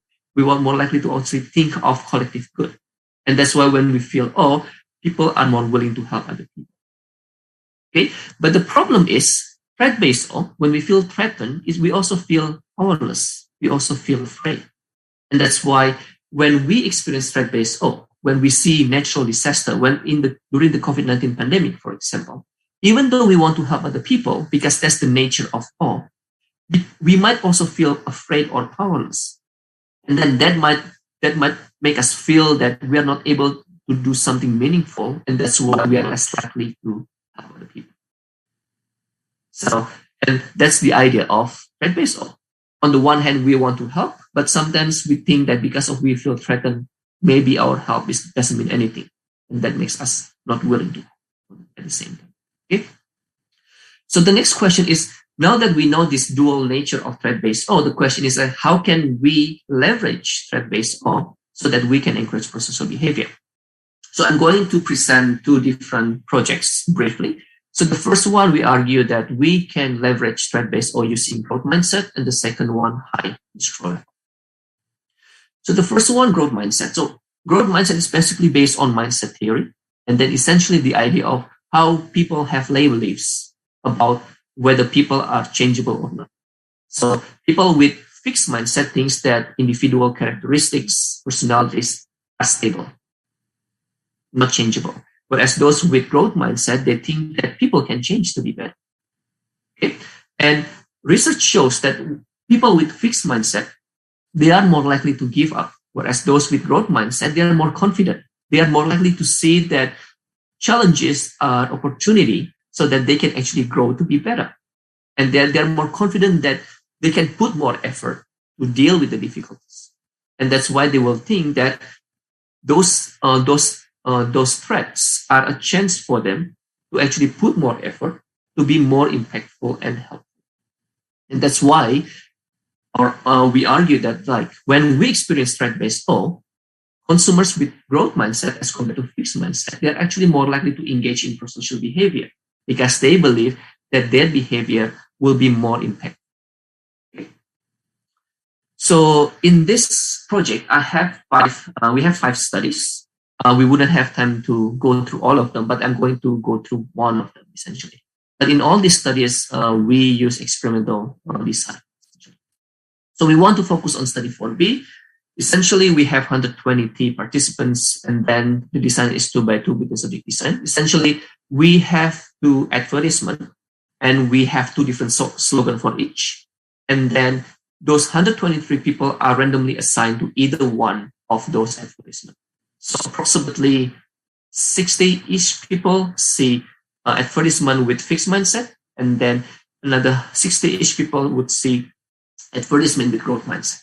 Okay, and then the context that we did this experiment, it was the end of 2018, I believe, when there was a Sunda Strait tsunami, and then essentially after they see the advertisement, they basically we will give some participants to win some money, and then we ask them how much they want to donate if they were to actually receive the money.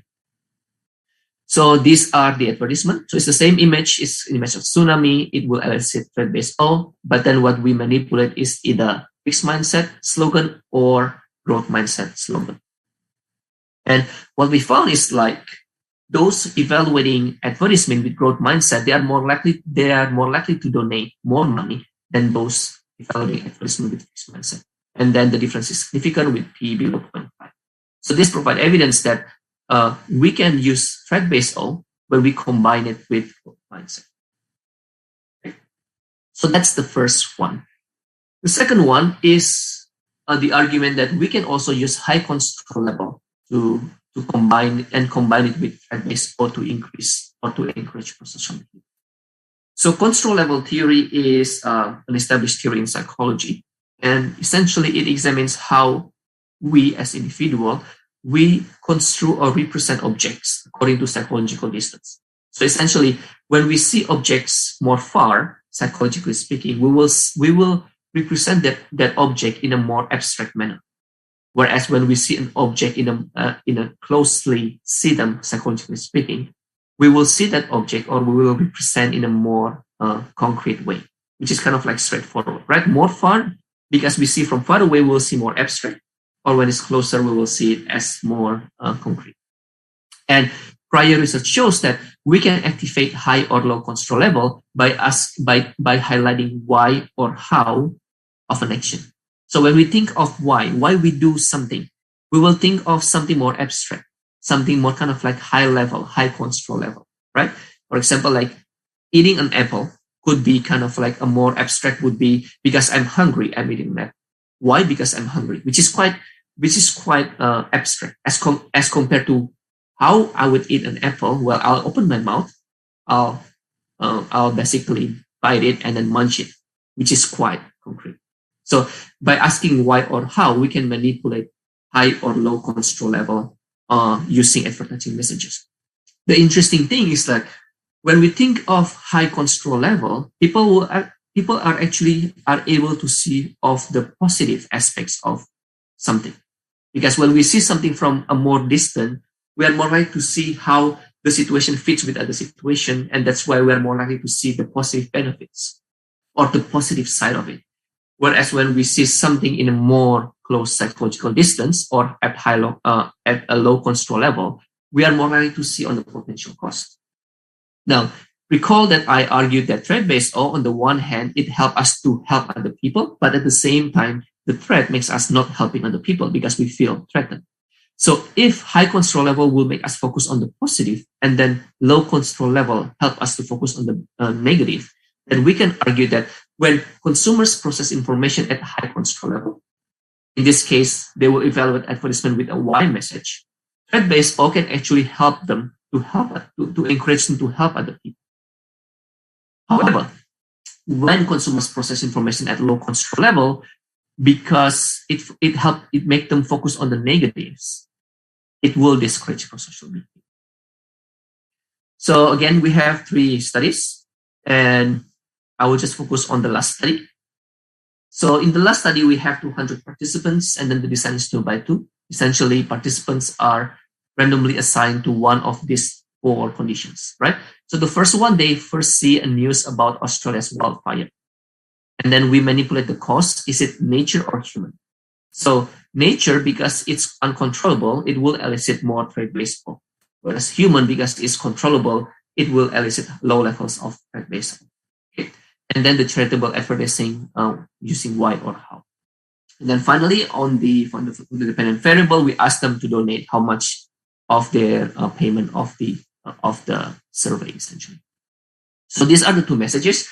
These are like very similar. The difference is like what is causing the fire. And then on the left one, we see that natural causes are to blame most of the time, whereas on the right one, human causes are to blame most of the time. So the left one, when people read the left one, they are more likely to feel threat-based than when they read the right one. And these are the advertising stimuli. So how or why is based on essentially the advertising copy there.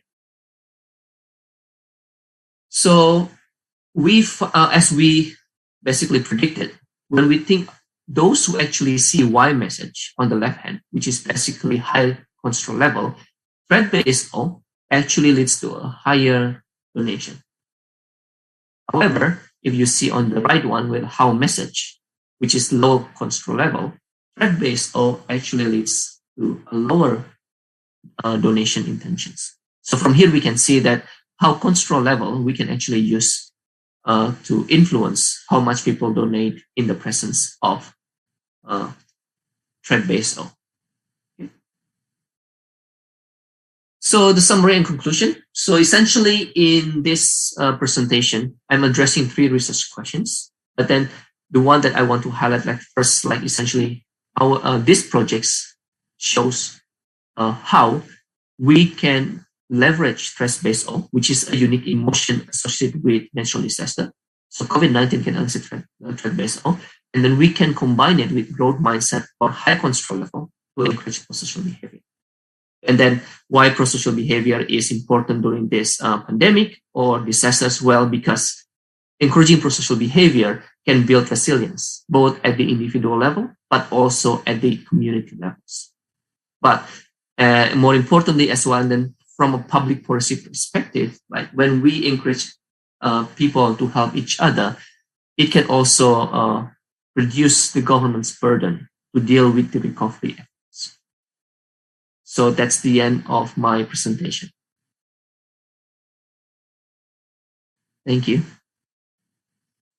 Okay, thank you very much, Dr. Felix Septianto, for the very interesting and very important presentation. As we know that government cannot do themselves to handle the very negative impact of the pandemic, and it needs the help from the whole community, and it is very important to increase the pro-social behavior of community. And then so for participants who would like to ask a question to Dr. Felix, please type down on the link, and we will have the question and answer session at the end of the second presentation. Thank you very much once again. And now we would like to have our second presentation. Before we start the presentation, before I welcome Professor Dr. Faridah, I would like to introduce her profile. So Professor Dr. Faridah at Department of Ranking, UITM Global, Universiti Teknologi Mara, Malaysia, is currently the Vice President of World Academy of Islamic Management. She is the founder of Halal Management and Science HALALMAS, Director of Institute of Business Excellence, and former Dean, Faculty of Business and Management at the University. Her works involve an international research consultancy, training, publication, and she is the Chief and Associate Editor for 2 Scopus journals, plus an editor board for several other journals. Today, Professor Dr. Faridah Hassan would like to present about halal marketing and the strategy during the pandemic. So I would like to welcome Professor Faridah. Assalamualaikum, Professor Faridah. Waalaikumsalam warahmatullahi wabarakatuh, and a very good morning. Yeah, good morning. Probably we can start now. Okay. Those times is yours. Yeah. Right. Thank you very much. Thank you very much, Dr. Paramita, and also thanks to Dr. Septianto, who has just delivered his presentation. I find it very interesting. Something that is new to me, known as charitable marketing, which I considered it as a very catchy term, which is, I'm sure, an extension of consumers' behavior in the world of marketing, right, Dr. Septianto? And I think you can get more PhD students in this field because there's not many actually doing in this area, because it's got to do with psychology as well as understanding the consumer's behavior. So congratulations from me to you. Okay, I would like to take this opportunity to thank the organizing committee.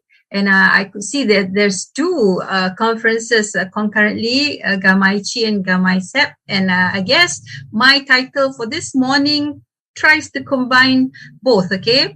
I'm given a topic on marketing, and since I'm also addressing my audience in the, I would say, on the Islamic matters, as well as economics and business. So my, I would say, title for the, for my presentation would be on halal marketing strategy during pandemic. So allow me to share my screen. Okay, just give me a few minutes.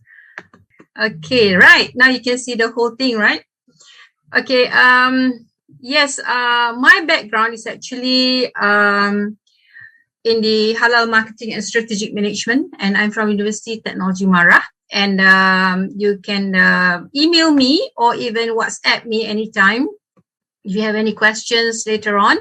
Okay, the topic that I am presenting today would be on halal marketing, and these are the strategies that I would like to share during pandemic. So many of you may be asking me why halal, okay? Because this particular topic is actually meant for all human mankind. It's not only for the Muslims, yeah? And when I talk about the halal marketing, for some of you who may consider yourself as new to it, don't worry. I'll try to make it as easy as possible. All right, so you can see above here the two logos, which is very familiar in Indonesia by the by MUI, and this is by our Malaysian standard. They're about the same. However, if I were to do, I would say, a quiz or a test to my MBA students, let's say I have a group of MBA students in Indonesia, I can guarantee you that you are as equivalent as my MBA students in Malaysia.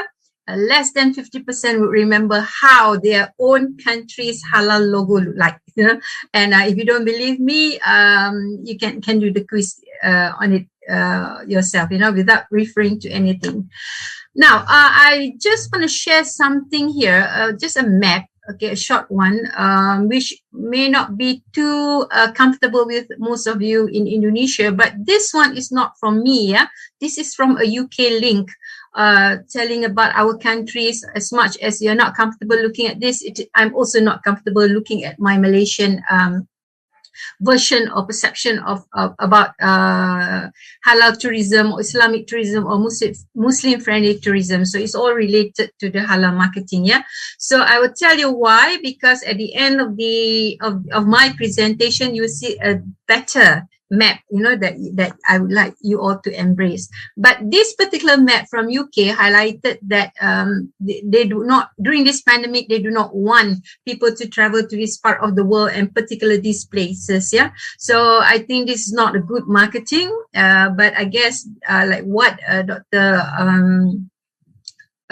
Felix mentioned just now, you have to understand the human behavior, their character, the reason, the motive why they choose and they do not. So we have to safeguard them. Under charitable marketing, you have to think about the consumers first, you know, before you deliver your products or services. Okay, let's move on. So I would like to share two books that that if you wish to read, and this happened to be is a reward for me to all of you today. This is a free book actually on the left. Can you see the cursor, Dr. Yeah, you can, yeah? Okay, because I presented to the Taiwan group recently and I was surprised to see that my cursor did not appear under the YouTube. But anyway, this book is available online, all right? Whereby I wrote on the halal food marketing across nation, across continent, not nation. So you can see all the 5 continents if you want to plan on how to distribute your products and services take a look at that particular book. And on this right hand side, this was by Springer Singapore recently, studies on the contemporary management and science issues in the halal industry. And we have a group of I think about 20 authors writing this book, including our Indonesian Deputy Minister, Tourism Minister. I'm sure many of you know him, Pak Dr. Sabta, okay, Newanda, and he's now the president for the Halal Lifestyle. And other than that, we also have a few UN professors also writing in it. So you might be wondering, I mean, why do I share this? You know, it's free. Actually, it was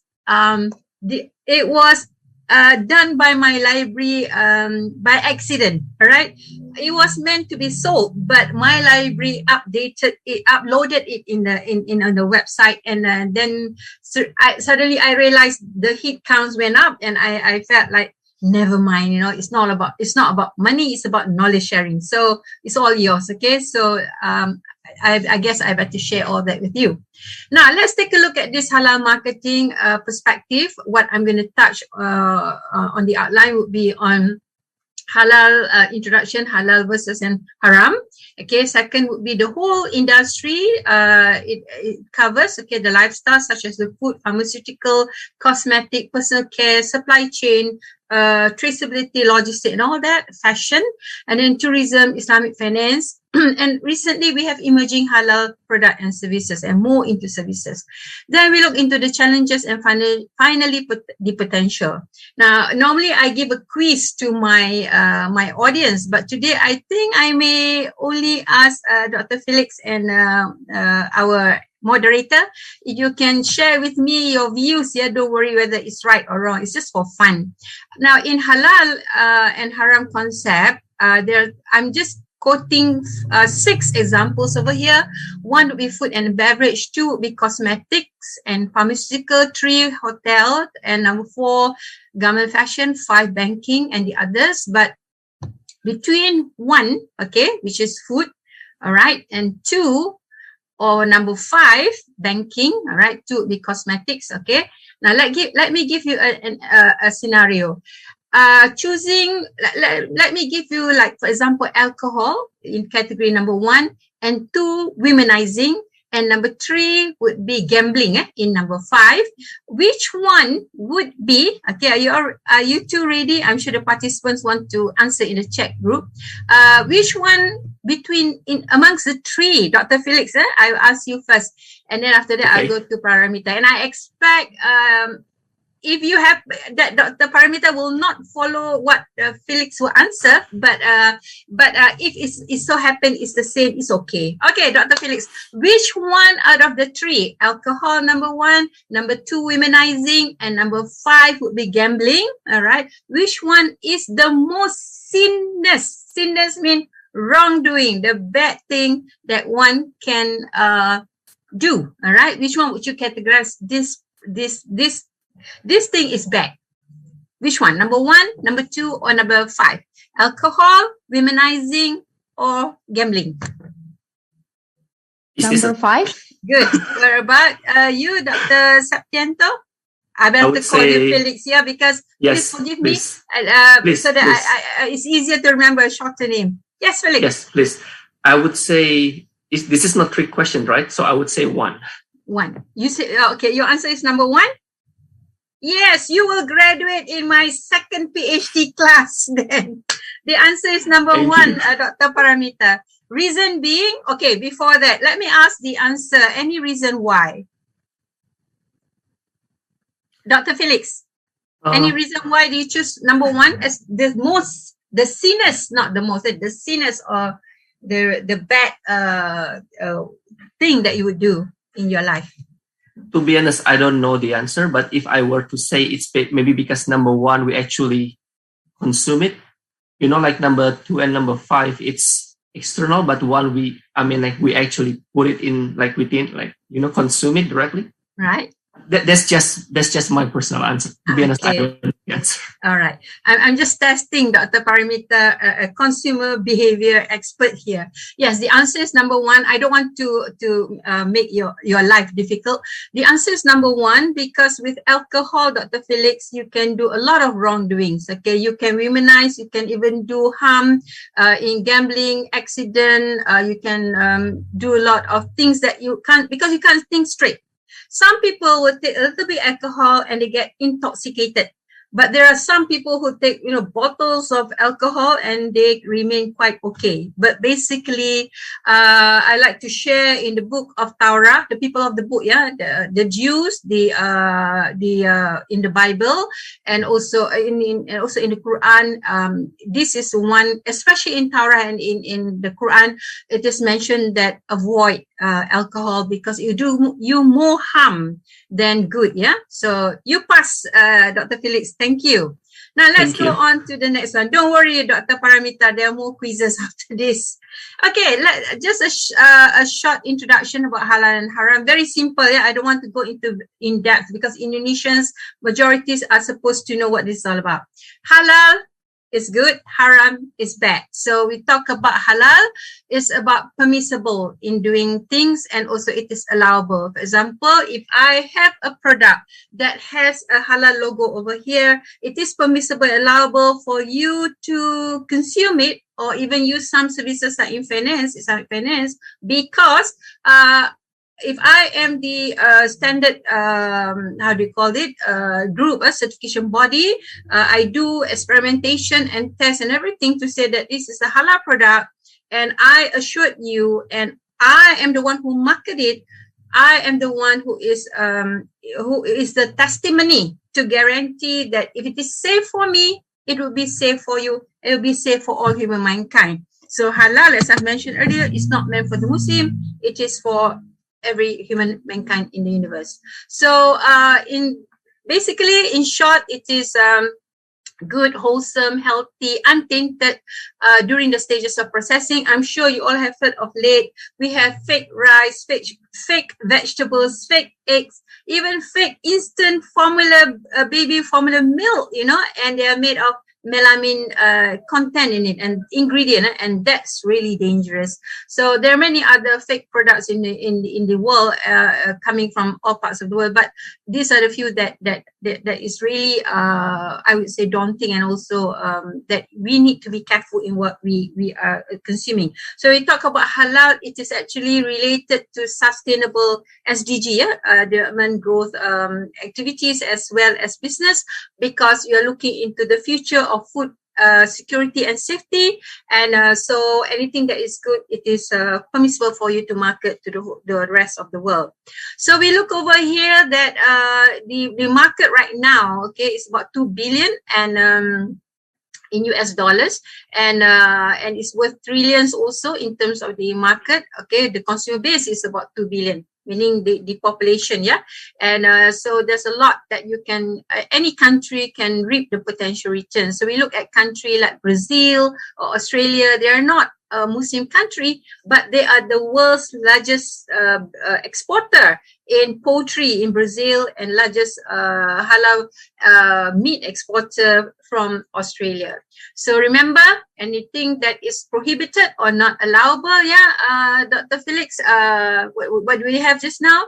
The alcohol or acts of indecency, womanizing, as well as if we talk about the other one, gambling, those are prohibited. Okay, so you do you harm, because you get greed, you get very high, and you do not know what you're doing, although you're being bestowed with the intelligence, in your life.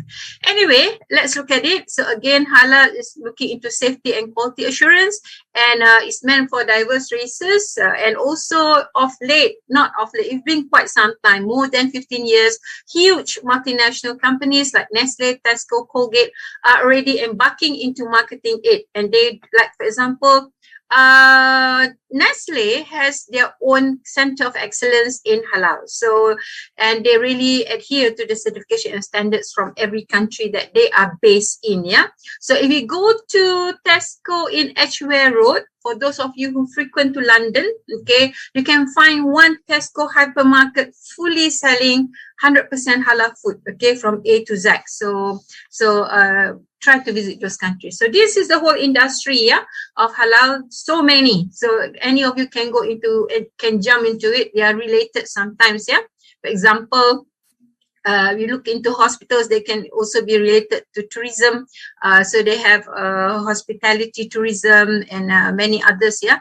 And if you talk about insurance, it's into the finance and the banking sectors and many others. Okay, I'm not going to go through this. You can just visit it later.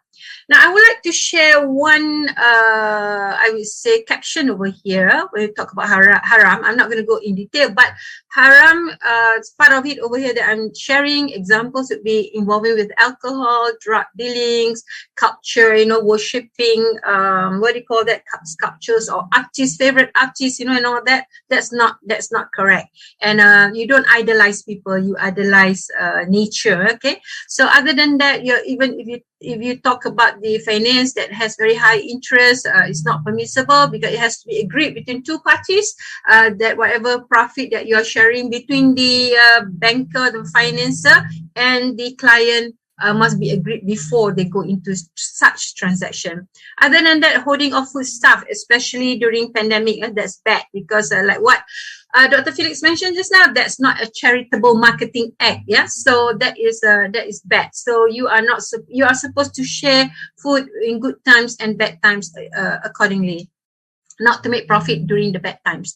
So other than that, we look into cheating. Okay, swearing is also bad. Swearing is just like, you know, that you're praying for the thing to happen. You know, I'm sure some of you have heard of law of attraction. If you believe in positive, it will be positive. If you believe in negative, it will be negative. So try not to do that to your children or to anybody, even the politicians, because if you hate all your politicians and you say they are doing bad, the whole country will just collapse. So be careful on what you say, yeah? And not dealing with stolen goods. Now, I would like to introduce this guy. This is our Nobel laureate, Professor Yunus from Bangladesh, and he does a lot of social good works with the women, especially in social entrepreneurship. And interestingly, okay, Dr. Paramita, you might be wondering why women, and Dr. Felix say, hey, that's gender bias. The reason being the women are the good paymaster. You know, when they borrow, they return within 1 week or 1 month. And he also tried to do social enterprising under Grameen Bank to lend facilities, you know, funding to the guys, but they are a bad paymaster. So Dr. Felix, I challenge you to study why are men poor paymaster in the loans and finance that they borrowed. Okay, so there must be some you know reason to that. But anyway, I mean we need some scientific results. Yeah. So okay, in the recent Olympic game, Prof. Yunus, he's a Nobel laureate award guy, and they invited him for his works, and he reiterated something that hit everyone well. For example, over here, he was calling for ensuring of vaccine equality around the world, that people need to be safe and they should not make it you know, a wall of profit. And I think he's referring that to the pharmaceutical companies. And he said, we are talking much to make the vaccine patent free. And we are working to get the patent out of the vaccine because the vaccine is a wall of profit, and the wall of profit makes it tough for people to get vaccine. So it's a pity to see all those who are, you know, under the poverty level die because they just don't have the money to get themselves vaccine. Yeah. So this is one typical example that is not allowable in the halal community or lifestyle. So let's move on to the global Islamic economy. You can see over here, halal food is the highest, followed by the others like Islamic finance market and Islamic commercial banking. Islamic finance market means excluding the banking sectors like the insurance or the, what else do we have? Bonds, which is known as sukuk, insurance, which is known as takaful, and many others. So this is highly demanded across the world. And then we have of late modest fashion coming up very strongly, And suddenly during pandemic, halal media and recreation, they supersede the travel group, whereby because of the pandemic, nobody or hardly anybody can travel. And the ones coming up right now would be halal pharmaceutical, because they want drugs or medicine that is, I would say, safe for them to consume. And of late, women, as well as men, especially millennial men, are going into halal cosmetic and personal care. Just one note over here I wanted to share on the halal media and recreation. It involves like production, the pillar games, or in Indonesia, I'm sure you all are familiar with Upin and Ipin from Malaysia, yes? Right. So they are very popular because it does give moral values and teachings to the kids. And then we have also the others from USA, Marble Company, Barjon from UAE, and some other apps from Singapore. And we have the distribution under the media and recreation like Peace TV, Iqra, Al Huda, and many others, okay, from UK, Saudi, Egypt, India, and US. And the other services would be halal advertisement, like from Denmark, and also Muslim ad news from US marketing. So there's a big potential market here, about 3.081 billion. Okay, so you have to understand that background to begin with. Now let's take a look at the indicator score. That this was being done by the research group GIE again, and Malaysia happened to be the top in terms of halal food finance, Muslim friendly, and pharma, as well as cosmetics. Whereas take a look at other countries, they are non-Muslim countries, but they're already involved in it, like Singapore into the Muslim friendly travel, a spillover from the Malaysian business, and other than that, modest fashion, Spain and Canada also took in the business also. They joined the bandwagon, as well as pharmaceuticals, Singapore and France, and media recreation, Singapore again, UK and Netherlands. So Singapore is following very closely with Malaysia. Now, the Islamic economic drivers, okay, the reason why there's a very high demand side on it is because of the large, fast-growing and young Muslim population. So Islamic values is also being practiced, and I would say very strong amongst the community. And the other reason why there's a fast-growing population, young population, is because the Muslim believe in the marriage institution. Okay, so the marriage structure, I would say, family structure is very strong, and they don't have limitations in having how many children. So you can see that Muslim population grow very rapidly with a proper family structure. Now, excuse me. Other than that would be because of digital connectivity, thanks to pandemic, like what Dr. Felix mentioned just now. It really helped in the marketing of products and services like cloud kitchen, or even Grab Food and many others, as well as financing. Everything are done via internet. And the other one, because of the growth of ethical consumption, I did mention to you about fake goods, fake eggs, and many others. So because of that, they're very particular right now what is in the ingredients, so that they can avoid the haram food. Now, on the supply side of the drivers, you can see government regulations like in Indonesia taking part right now more aggressively than before, getting the government to have the governance on the halal marketing. And other than that will be the OIC countries. They're getting more connected. And other than that, participation of global top brands, not necessarily from the Muslim retailers or consumers, not necessarily from the Muslim producers. It comes from all sorts of non-Muslim participants who are interested in doing the business, yeah? And finally would be the economic strategies in each country, like you can see over here. So each country has its own Islamic economic strategy that they would like to adhere. Now, let's move on. So you can see over here, when we talk about the economy, is from the farm input, the animal feed is also important, because, if the animal eats something that is not acceptable to human beings, sometimes they have to be quarantined for a couple of days before they are considered cleansed, yeah? So it is from farm to fork, so the whole process needs to be adhered to think or talk about safety and cleanliness. So we look into the retailing, R&D, standards, training, Islamic finance, and many others that I mentioned earlier, including transport as well as service industry. Look at the amount of the CAGR, which is the cumulative average growth rate, very high, okay, amongst the finance group as well as amongst the halal food. These are the very competitive two industries that is really playing a big role. Okay, now let's look into this. The food industry, whereby I have to move some of, I start off with the first sector, the food industry. You can see that halal food is very simple, okay, because everything is halal actually, except for very few. So a lot of food you can see in the book of Torah as well as Quran, and I'm sure it's also available in the Bible, that these are good food for human mankind, you know, honey, milk, fruits, vegetables, and nuts, grains, and permissible animal. All right. Whereas when we look into the other aspects of haram, you know, like people using all these products to apply, like the dye or in the vaccine or the meat, processed meat, or even in the vaccine that we are using right now. And then the beverages, or I would say the alcohol, is not permissible. And then blood plasma, and then the pig, or I call Mr. P, and a frog, and what do you call that? Even tiger are not allowed to be eaten in the people of the books references. Yeah.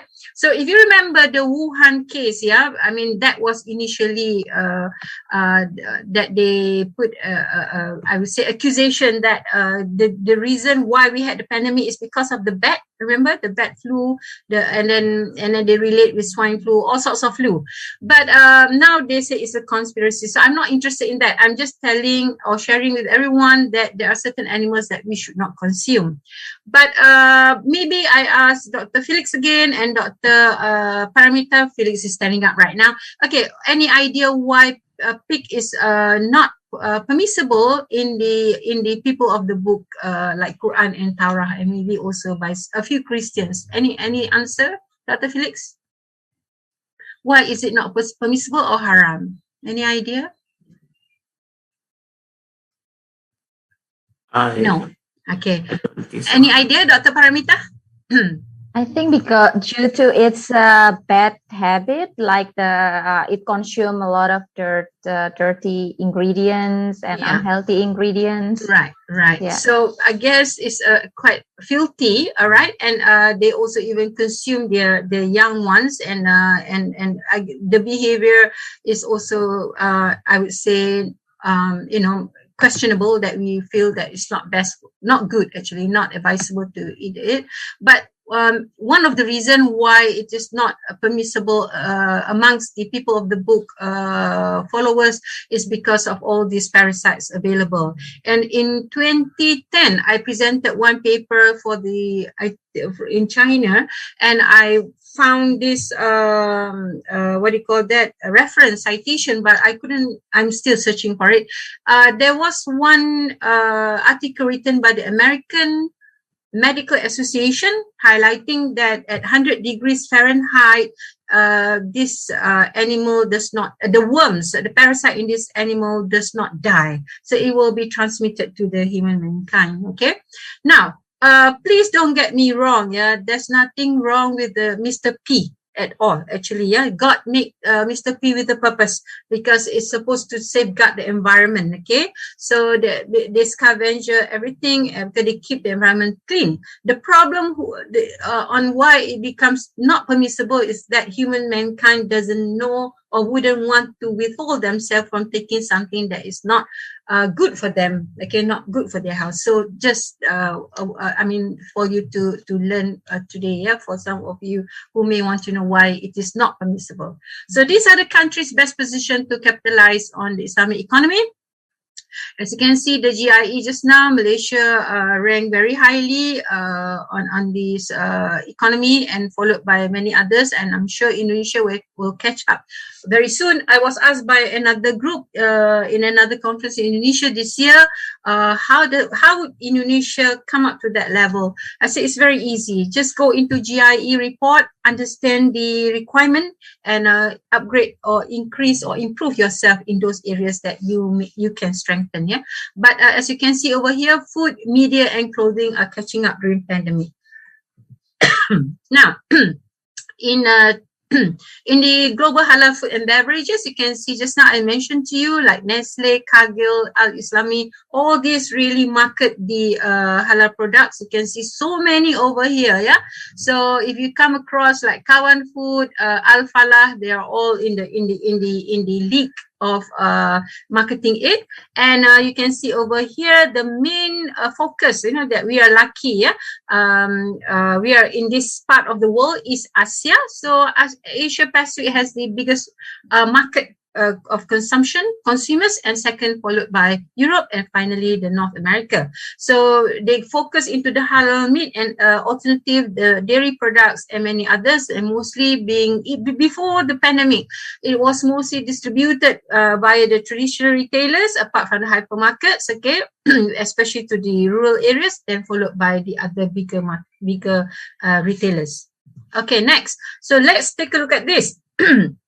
Countries that import highly on the halal food and beverage begins with Indonesia, and Saudi would be number, I would say, 7. Malaysia is a very small country with a small population, but close to Saudi Arabia. So I would say the market of Malaysia is about the same. Now, the biggest exporter would be Brazil, and I'm sure today Dr. Felix just realized, wow, Australia really export a lot, right? Is this first news for you today, Dr. Felix? Yes? Yes, it's that big, yeah. Yeah, maybe you should do side business on that. Okay, it's good money over there. And third would be, I would say, India.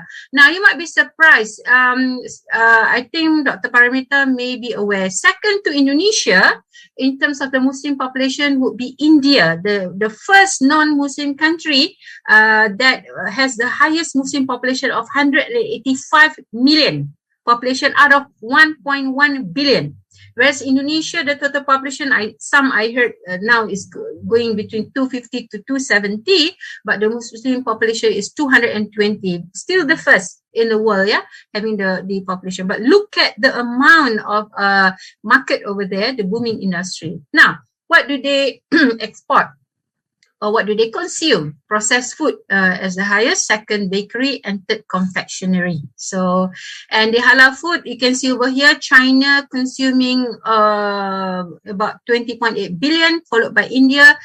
Take note, these are the 2 billion, population in the world. The 3rd billion is the Muslim population, because China has 1.3 billion population, India 1.1 billion, whereas the Muslim market over the world is almost 2 billion. So we are considered as the 3rd billion.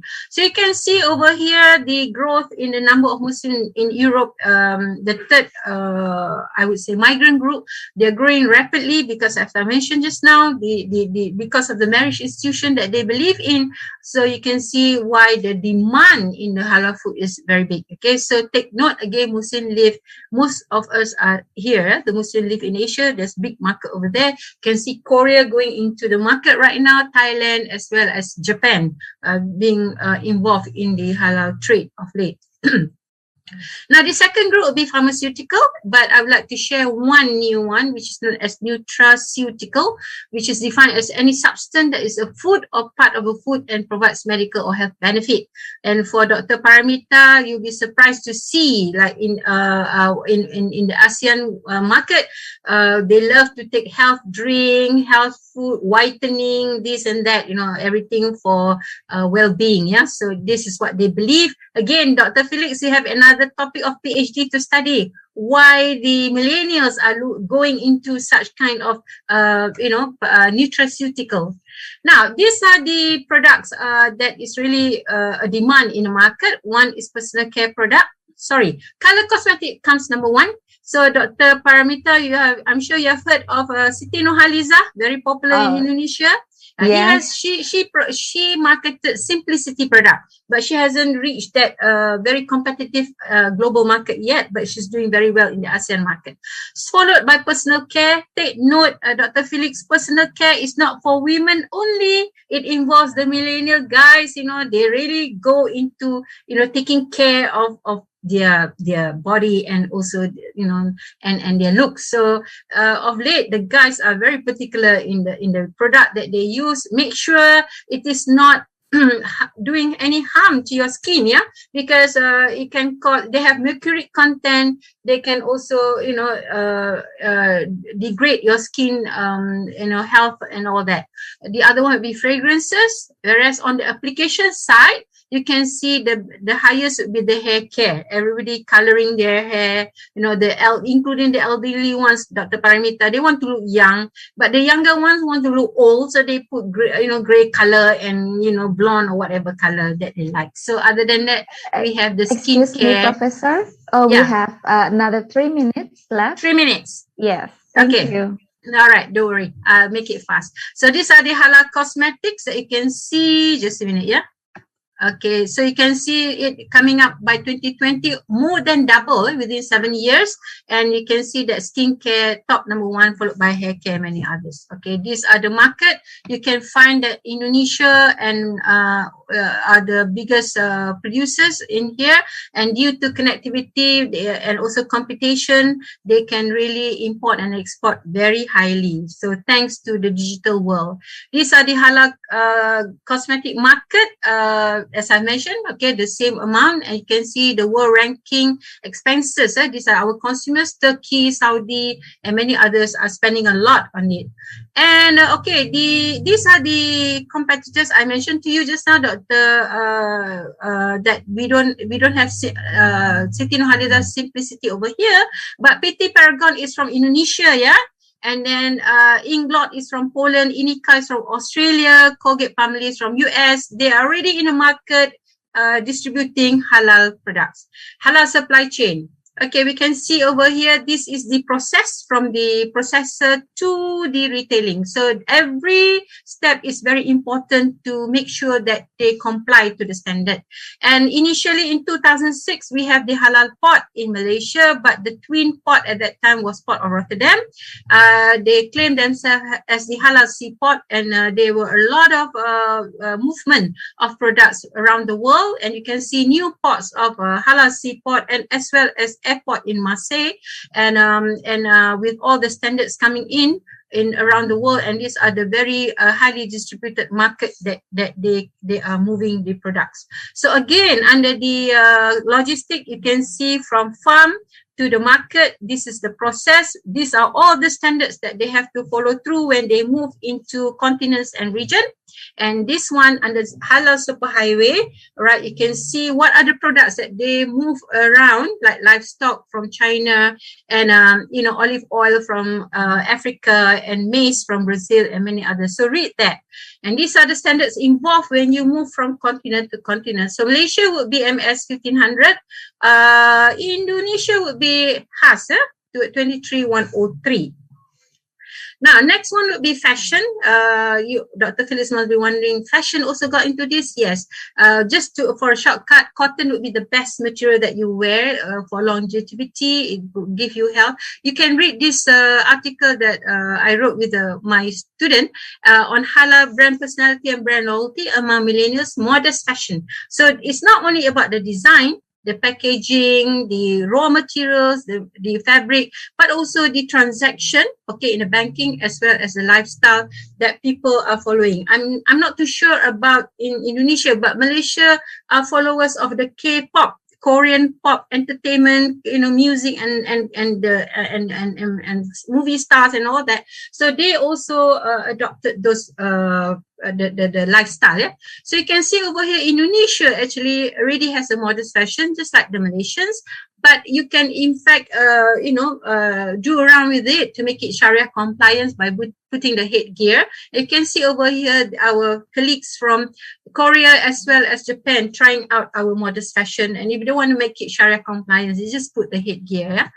And these are the Islamic clothing market. The top again would be Turkey, and these are the Indonesian competitors, Dian Pelangi and many others. Malaysia, we have Nilofa. Her products would, be off the market within 10 minutes, and she can get 2 million easily online. And then we have Middle East as well as UK and US. Look at it, US, even a Messi are taking charge into the modest fashion. Other than that, you can see big brands like Mango, D&G, DKNY also taking part into the models, moving into the side fashion. Now, in terms of, I'm trying to be as fast as possible and also finishing it. The halal travel tourism, you must understand the certification that you have to abide. And thank you to President Jokowi, who also opened up the halal park. So when you have destinasi wisata halal, you look into various things, like for example the hotel, the transport, the food, even the culture, even the souvenirs. Okay, and then you can see over here Lombok and Aceh rated as number 1 and 2 in Indonesia. Okay, last few halal travel has a big returns over here, and thanks again to blockchain and many other internet marketing. This one I will not go through in detail because this is actually under another topic of Islamic finance, but to touch base, there are many products and services into it, which is, as I mentioned earlier, the insurance, the HSBC, Islamic windows, just like we have in Malaysia, but in Indonesia they call it Bank Muamalat or Bank Sharia. But in Malaysia, we call it Bank Islam, and that's how it becomes Islamophobia. And so the challenges, last few slides, we can see in 2024 that the growth is still very high, but consumer staples remain positive, in the market because everybody must eat something every day. So you can't go wrong doing food business. So you can see this as the halal economy, food supersede others, and that's the reason why, because Asia Pacific has the biggest number of Muslim population. And take note, the least impact will be food, media, recreation, and halal pharmaceutical. The demand is growing, whereas the highest negative impact will be Islamic finance as well as Muslim friendly travel. But hopefully within 1 or 2 years, traveling will be back to normal. So how do you go about it? The potential to look into the convenience and packaged food, and work with the economic development of Muslim population and achieve the projected USD.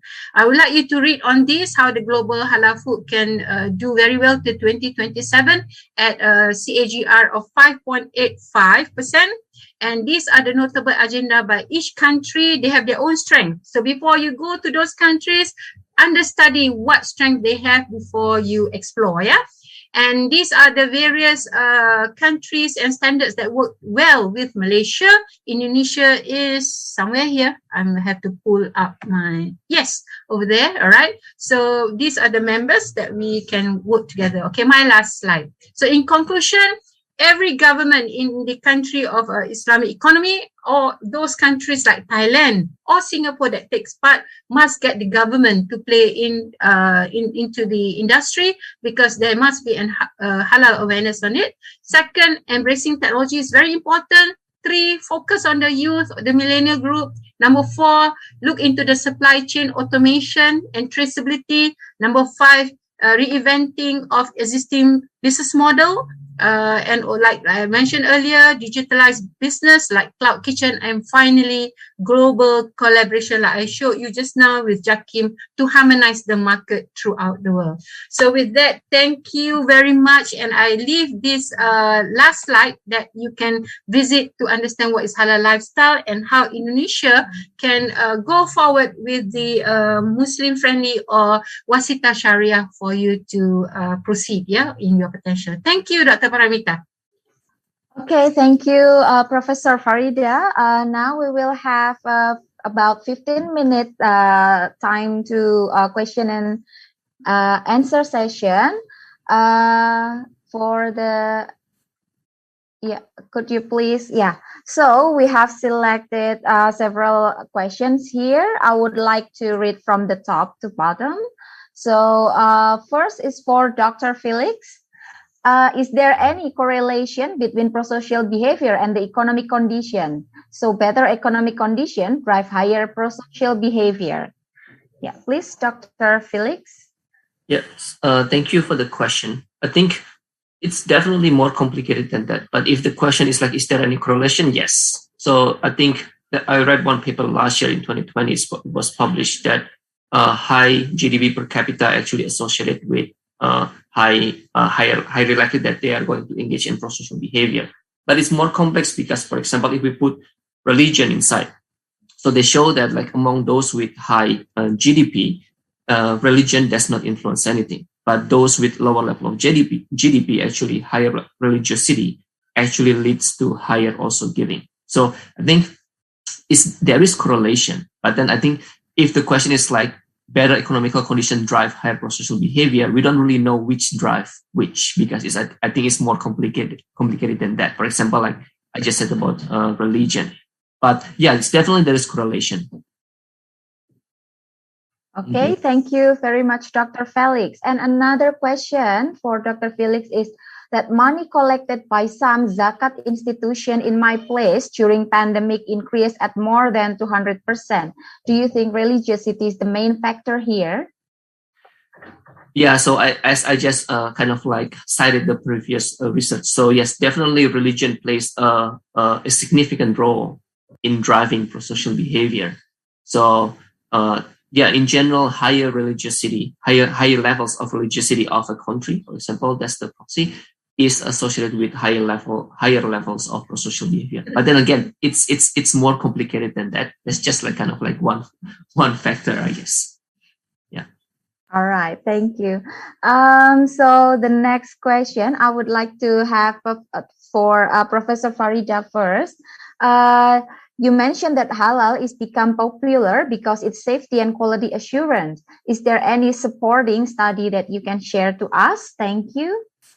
Yeah, thank you. Is this from Dr. Akbar? Which question is that? It's Halal and Toyib? From Bapak Irwan Dewanto. Yeah, I couldn't see the question. Oh, okay. I have to move the at the top.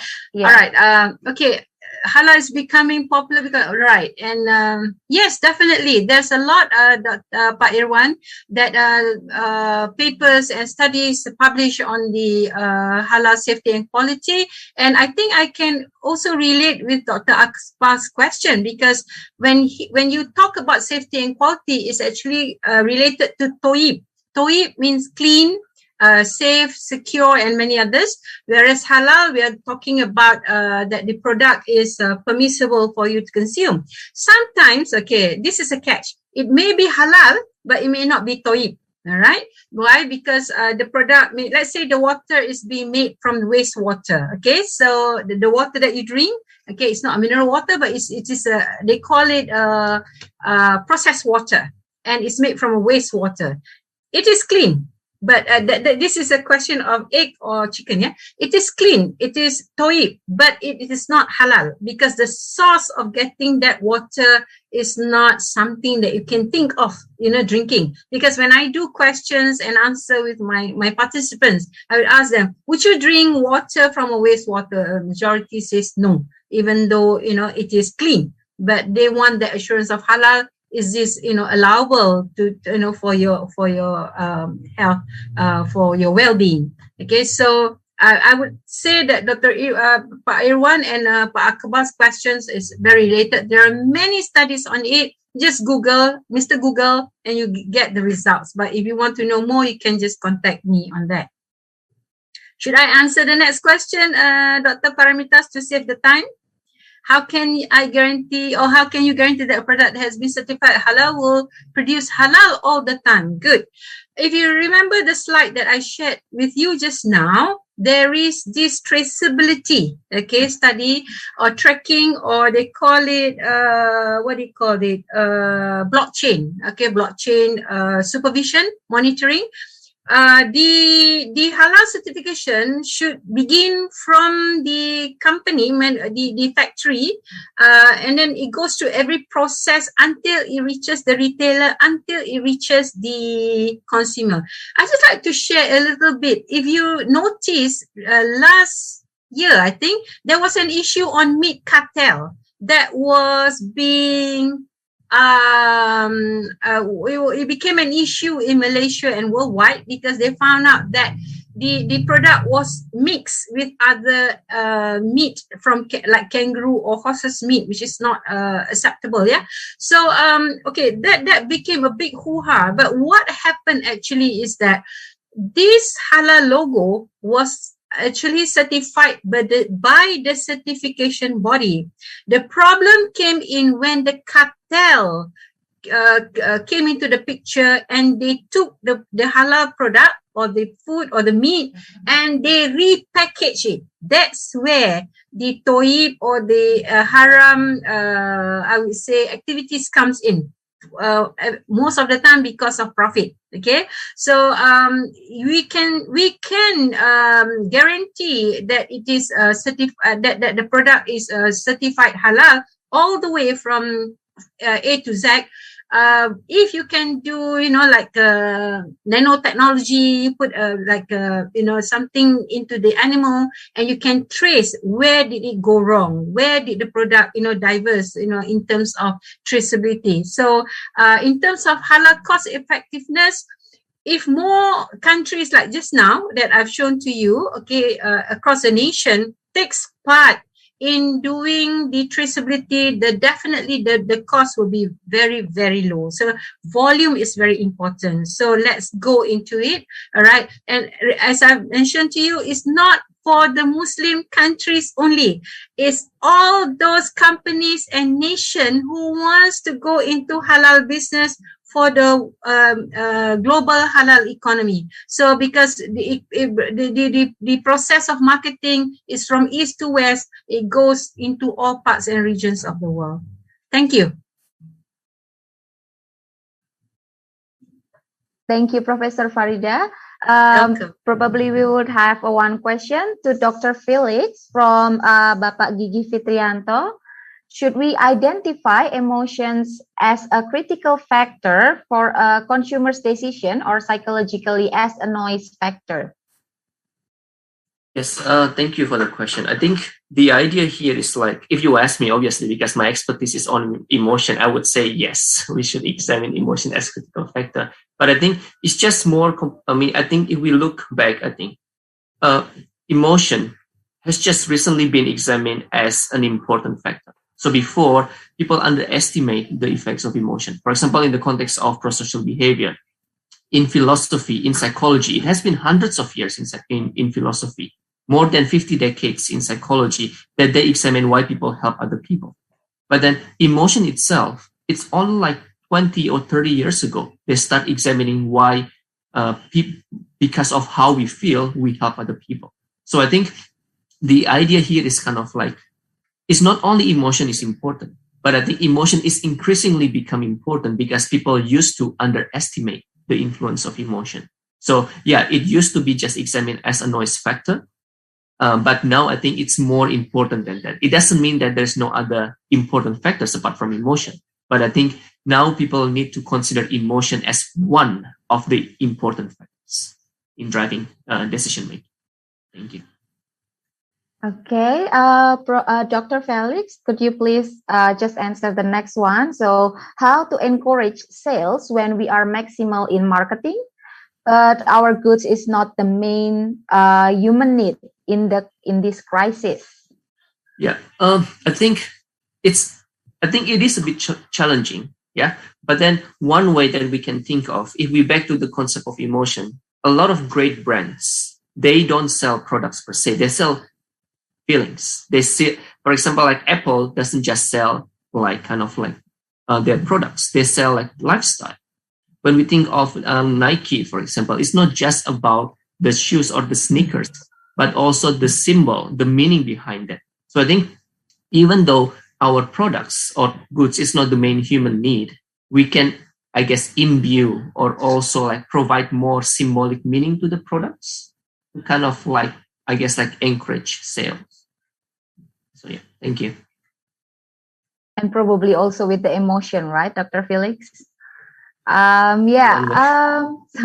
the next one, question, the last one, probably for for Professor Faridah. Does halal market consider environmental sustainability as that of vegan products? Yeah.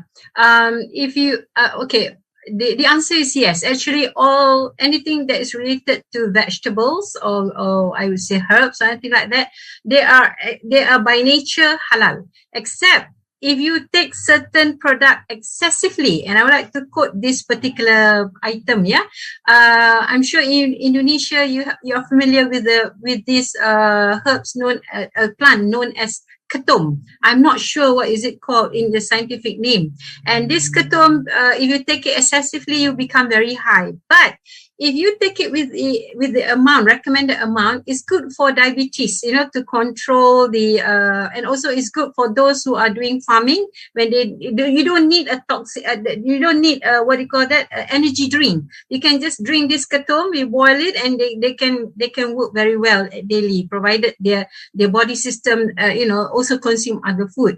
But before, coming back to the vegan product, I stopped over at Atlanta one of my trip to Chile to present on halal, and I saw the product on the label having three logo over there: vegan, halal, kosher. So definitely no problem at all for the halal market to accept this vegan product into their category or product line. However, we also need to see what kind of input is being used for the manure, for the feeding or something like that. Yeah, hopefully it is also a halal item, manure and all that. But I would like to answer one more. Dr. Paramita, just last for the day, I saw Dr. Purwanto, my good friend, asking how to market halal product where residents are not only Muslim. The answer is no problem at all. Like in Malaysia, we do a study on, because we have a big group of non-Muslims in Malaysia.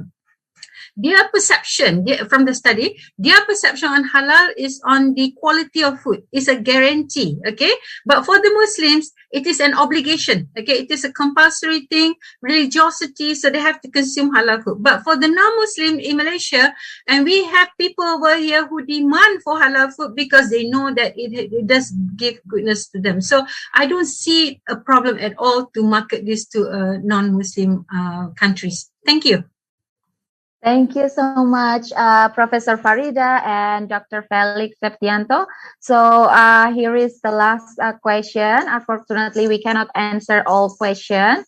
Probably as Professor Faridah already provided the email address, and also Dr. Felix, if Professor Faridah and Dr. Felix don't mind, probably the participant could directly email to discuss our. Yes, thank you very much.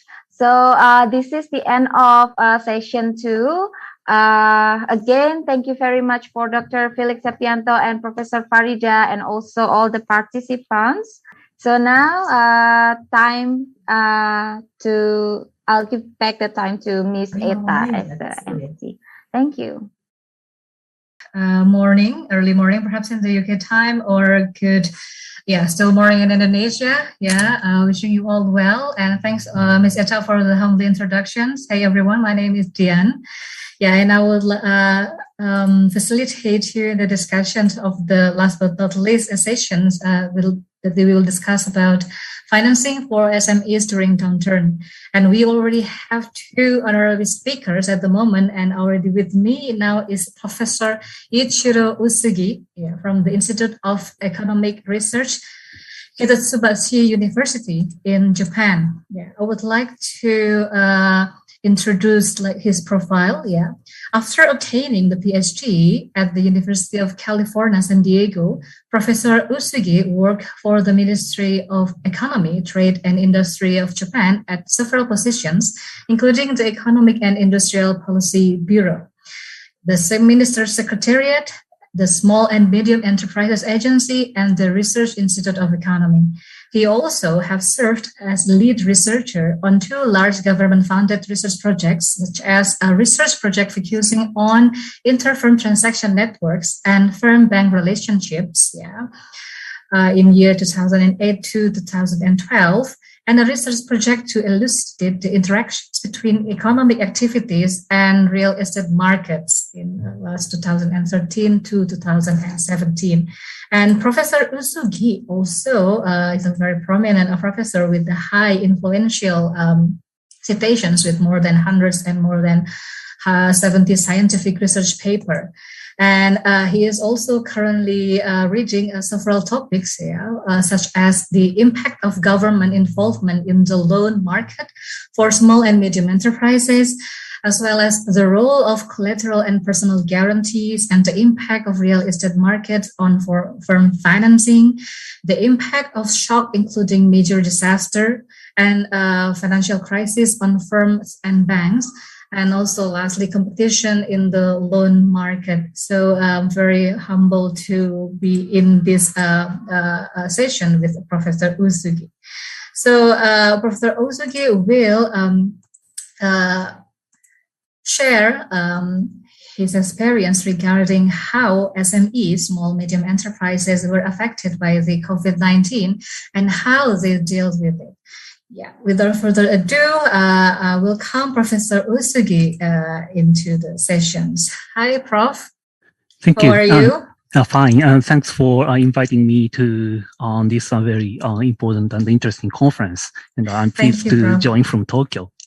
And yes, so thank you, dear, and Diana, also for a very kind and nice introduction about myself. So may I share the slide with you in the first place? Please, Professor, feel free to share the slides, and I would like to give you the allocated time for 25 minutes. 25 minutes, okay. So can you see the slide now? Yes. Maybe this way is better. For the full, yes, yeah. Perfect. Yeah, so thank you for inviting me onto this interesting conference. And this is Iichiro Uesugi. I'm currently working for the Institute of Economic Research at Hitotsubashi University. And thank you for having me at this time. And maybe it's better to start from here. I mean, where I am and from where I'm talking. And this is the map of Japan. And the University, Hitotsubashi University, is located in the suburban area of Tokyo, which is, so this is the center of Tokyo Station, or the several airports there. And from there, by a trip train of 40 to 45 minutes, and there's a city called Kunitachi City, and adjacent to that station, Kunitachi campus of Hitotsubashi University is located. And this is kind of an old campus, maybe at the age of 100 or so. And Kanematsu Auditorium is one of the famous and historic monument located in this university. And I'm talking from there. And hope that I can visit your place or you visit our place in the near future. And so today's topic is about how financing for SMEs is going during downturn, and maybe especially during the COVID-19 time, we have to talk about, we'd like to talk about how SMEs were affected by the COVID-19 and how they dealt with it. So this is the major topic I'm going to talk about. And before going to that topic exactly, maybe it's better to start from the background of the situation that Japan is currently facing. And first of all, maybe it's better to talk about the spread of the COVID-19 infections in our country, in Japan. And maybe the situation is similar in Indonesia. The spread of infection of relatively minor relative to other nations such as US or UK. But the largest wave so far came during around here, exactly at the time of Olympic Games in Tokyo, late July and early August. And the vaccination is in progress, and the ratio of vaccinated people to the total population, which is around here, is just surpassed that of the US. But we are still a long way to go to catch up other countries or feel like we are fully vaccinated.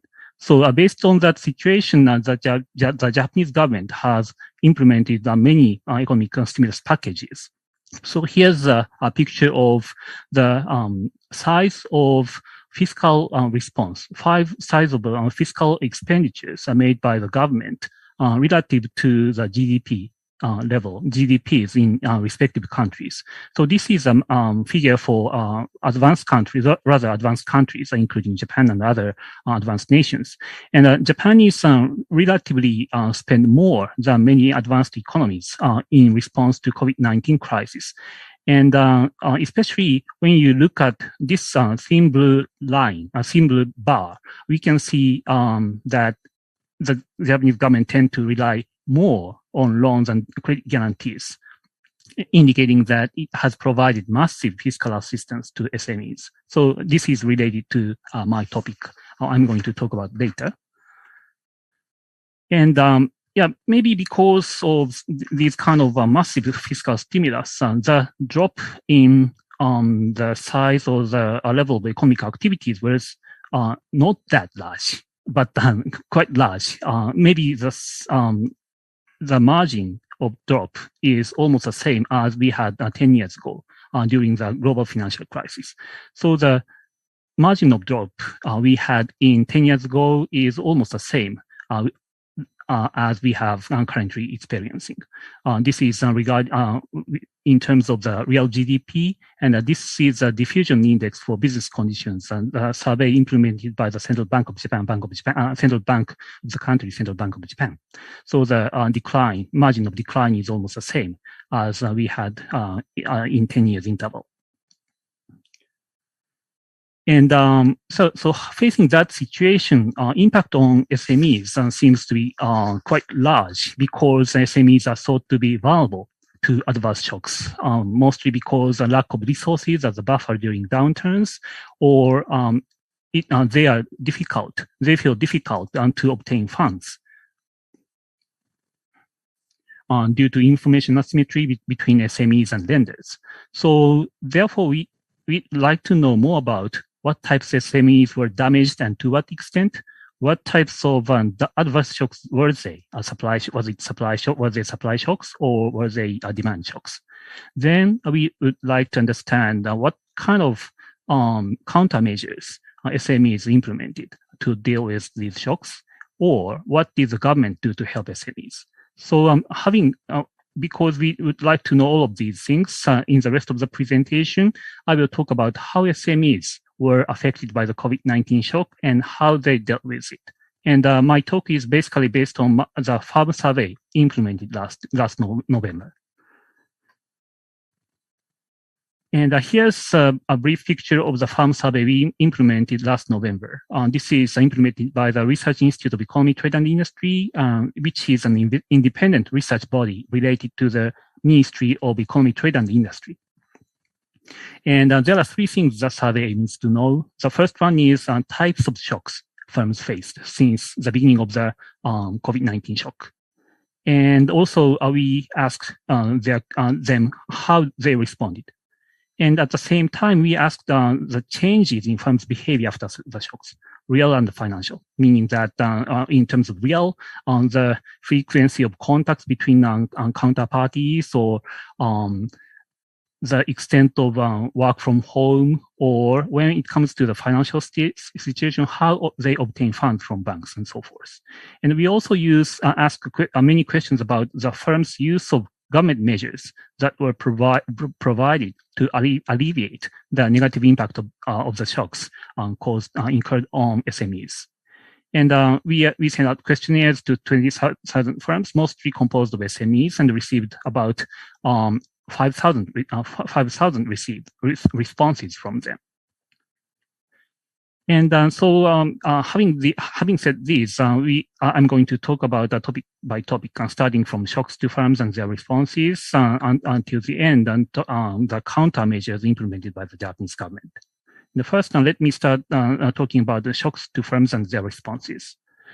And when it comes to the business conditions firm SMEs faced, they say at the time of November 2020, the situation was quite bad. The percentage of firms who answered current situation as bad or somewhat bad was 63%. So the number is quite high. And when it comes to the trend or the direction of change, also the large number of people say the condition has deteriorated or somewhat deteriorated. similar thing can be said for the financing status. When we ask the same questions, similar question to these firms, about half of the companies say that their financing status was bad or somewhat bad.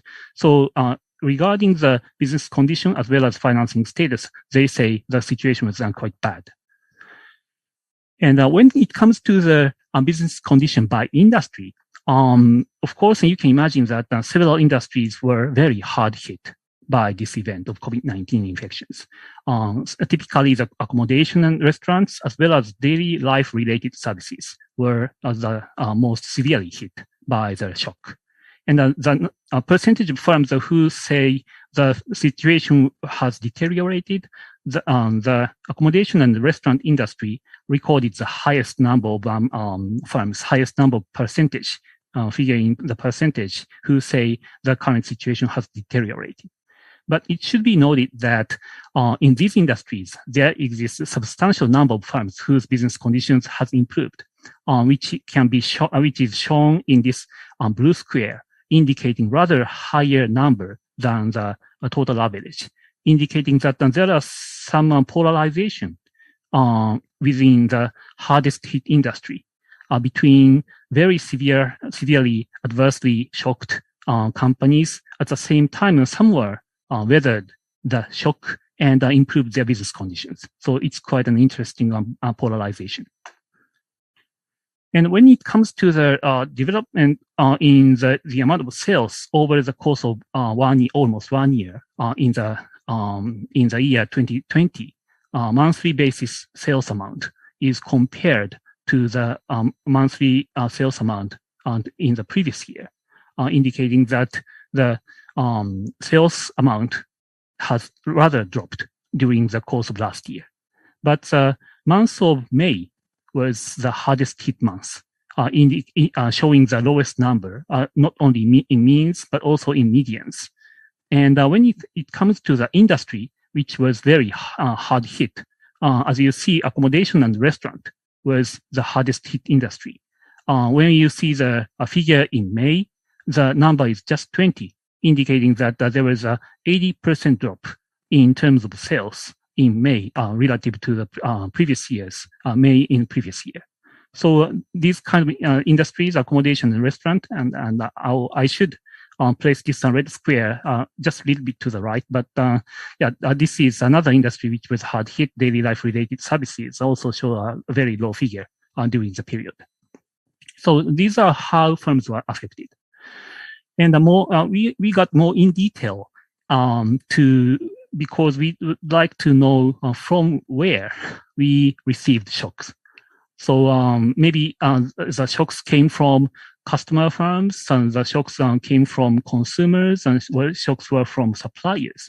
So maybe the types of shocks, sources of shocks was like cancellation of orders or suppliers' distress. So in order to know from which source the shock came from, we asked detailed questions to these firms, what kind of shocks they received. And most likely or most frequent answer was cancellation of orders from customers as well as a decline in sales. So from that, we can say that demand side is more important than the supply side when we are talking about the sources of shocks when COVID-19 shock came. And after asking this kind of shock question, we also ask how they responded to these shocks. And the response maybe to customer firms, maybe to consumer firms, and to supplier firms. At the same time, they maybe directed to financial institutions or maybe directed to the labor they had within the company. And when we look at the number of frequencies, we tend to see most frequent responses were in the form of obtaining new loans from financial institutions and reducing labor cost by temporarily suspend businesses or giving its employees leave of absence. So these are the major two ways responses of firms exercised during the COVID-19 in response to these shocks. And we are going to talk about this type of obtaining new loans later in detail. And regarding the changes in firms' real activities after the eruption of the COVID-19, there are three aspects that we are going to talk about. The first one is about the work from home. Maybe in many countries, including Indonesia and Japan, many firms studied intensively to encourage their employees to work from home. And it was very limited for the use of work from home to happen in Japan. Only in terms of median, 15% of the companies had employees, at least one employee who work from home. But after the eruption of the COVID-19 shock, the ratio increased substantially to the level of 45% or so at the height of when it was April or May. And the WFH ratio, work from home ratio, remains higher than before, even at the end of the survey period, September or later, but it substantially decreased after the peak. So this is how people use work from home when they do businesses. And another important aspect is reduction in the frequency of contact with business partners. And when we talk about the business partners, we have three categories of them. One is main customer, and the second one is main supplier, and the third one is main bank. And when we see the median value circled by red, the reduction in terms of frequencies of contacts and consultations is most severe among main suppliers, with main suppliers, followed by main customers and main banks. Maybe the SMEs were severely in bad need of obtaining funds, financing. So there was not a substantial reduction in the frequency of contacts and consultations with main banks. Maybe our suppliers were not that regarded as important. And extent of substitution with online meetings, it is also the case with main suppliers, which had the largest number, not only in terms of median, but also in means. They have a higher substitution ratio with online meetings. And the third point, real activities change after the COVID-19 shock is about the future business course. Because because of the shock, many companies may think that they will not do business anymore. And the ratio of firms who answered they will not continue their businesses in the near future. In this case, we asked them to within the range of 10 years. About a substantial number of people say answer that question, say yes to that question. And extent as a margin was positive, meaning that after the COVID-19 shock, the number of companies who say they would shut down businesses increased after the shock. And extent of increase was larger among damaged firms, but not that large margin. So this is a third aspect of the real activities change after the COVID-19 shock. And having said all of these things, now it comes to the impact on firms' financing. How COVID-19 shock had a major impact on firms' financing. And maybe you may find it surprising, or maybe you may not feel surprised seeing at these figures. But what we can say from here is most SMEs obtain new loans in good terms. This is a case for Japan, and we'd like to discuss it later if you have questions, or if you say Indonesia or other countries are different from Japan. And the case of Japan is that about half of the firms demanded for new loans.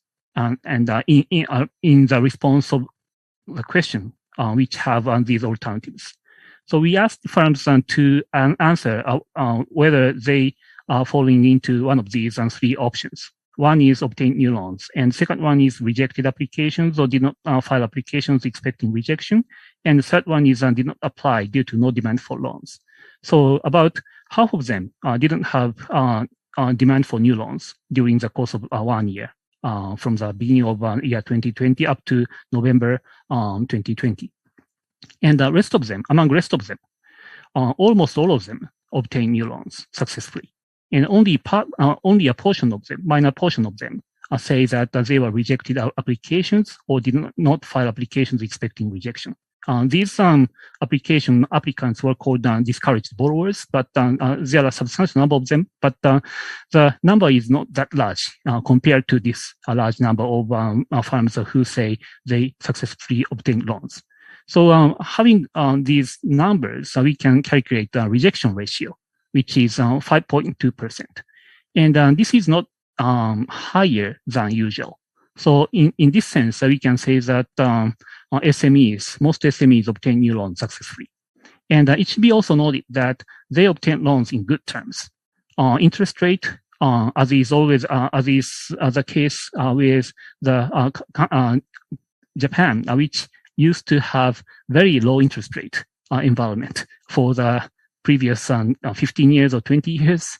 But even in Japan, the terms of new loans is very good for SMEs. Only 0.53% annually for the interest rate. And the duration is quite long, of 7 years. And it should be also noted that the collateral requirement is quite low, even for SMEs. Only 7% of the loans were pledged with collateral, which is substantially lower than usual, which is about 30% to 50%. And especially who obtains these types of new loans is the following. Higher new sales, new loans to sales amount ratio, which is measured here with low credit score firms. So these low credit worthy firms tend to have a higher loans to usual sales ratio, indicating that they are more heavily indebted by new loans. Of course, if they can repay the loans after the recovery, after the COVID-19 shock, and when there's enough recovery from that shock, that's going to be good. But if the farmers' businesses do not recover enough in the future, repayment of these new loans will be burdensome for their management. So these types of firms, low credit-worthy firms, may face difficulties in repaying loans.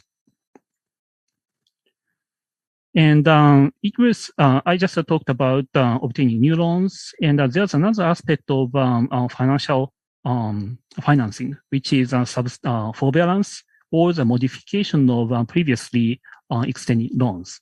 And a certain ratio of firms received such types of treatment from financial institutions in the form of forbearance or modifications. And about 10% of our respondents said they received such kind of treatment from banks. And the measures of forbearance and modifications is like a payment deferral in most cases, no longer than 1 year or sometimes longer than 1 year. So it is, even though it is just a deferral of payments, but it is a substantial help for them to make unsuccessful financing. And another interesting aspect is how firms used credit lines during the financial crisis. And what we found in the case of Japan is that even though they were interested in obtaining new credit lines, they did not actually intensively draw down from the existing credit lines. What we have found is that in response to the COVID-19 shocks and the increased need for liquidity, firms that had these lines may have made a larger number of drawdowns of obtained loans. And of course, interesting is that a certain number of firms made new commitment line or overdraft contract after the shock. But another interesting finding is that only a very small fraction of firms actually made drawdowns from the lines, even though it was regarded as insurance. And COVID-19 shock was a very good example of this kind of exercising insurance. But less than 20% of firms obtained loans from their commitment lines, which is shown here. And this is, I think, closely related with government help provided by the Japanese government, especially in the form of loans or credit guarantees. And here comes a picture about various financial assistance by the government. And in this case, in response to the COVID-19 shock, government have provided a substantial number of programs or treatments to SMEs. And in the form of loans, the first one is concessional loans by government-affiliated financial institutions, as well as concessional loans by private financial institutions. And the interesting thing, or specifically, they required zero interest rate and zero collateral. And this is exceptional. Even when we talk about shocks 10 years ago, there was no such treatment. And so this is a salient feature for the types of assistance in the form of loans provided by the government. And another types of assistance, financial assistance, was in the form of subsidies and grants. Grants for business continuation, which was small in number, but very widely used by SMEs. And a compensation by local government for business suspension and subsidy to firms that maintain employment. And these kind of measures were mostly used by SMEs. And how frequently they use these government measures was that concessional loans by private financial institutions was most frequently used by almost half of the surveyed firms, and followed by grants and subsidies for business continuation and subsidies to firms that maintain employment were the most frequently used measures. And who used that? Low credit was hardest hit firms, or the firms that were not hardest hit was the following. These kind of subsidies are most frequently used by the hardest hit firms, but these kind of loans were used universally, regardless of the extent of damage incurred by the COVID-19 shock.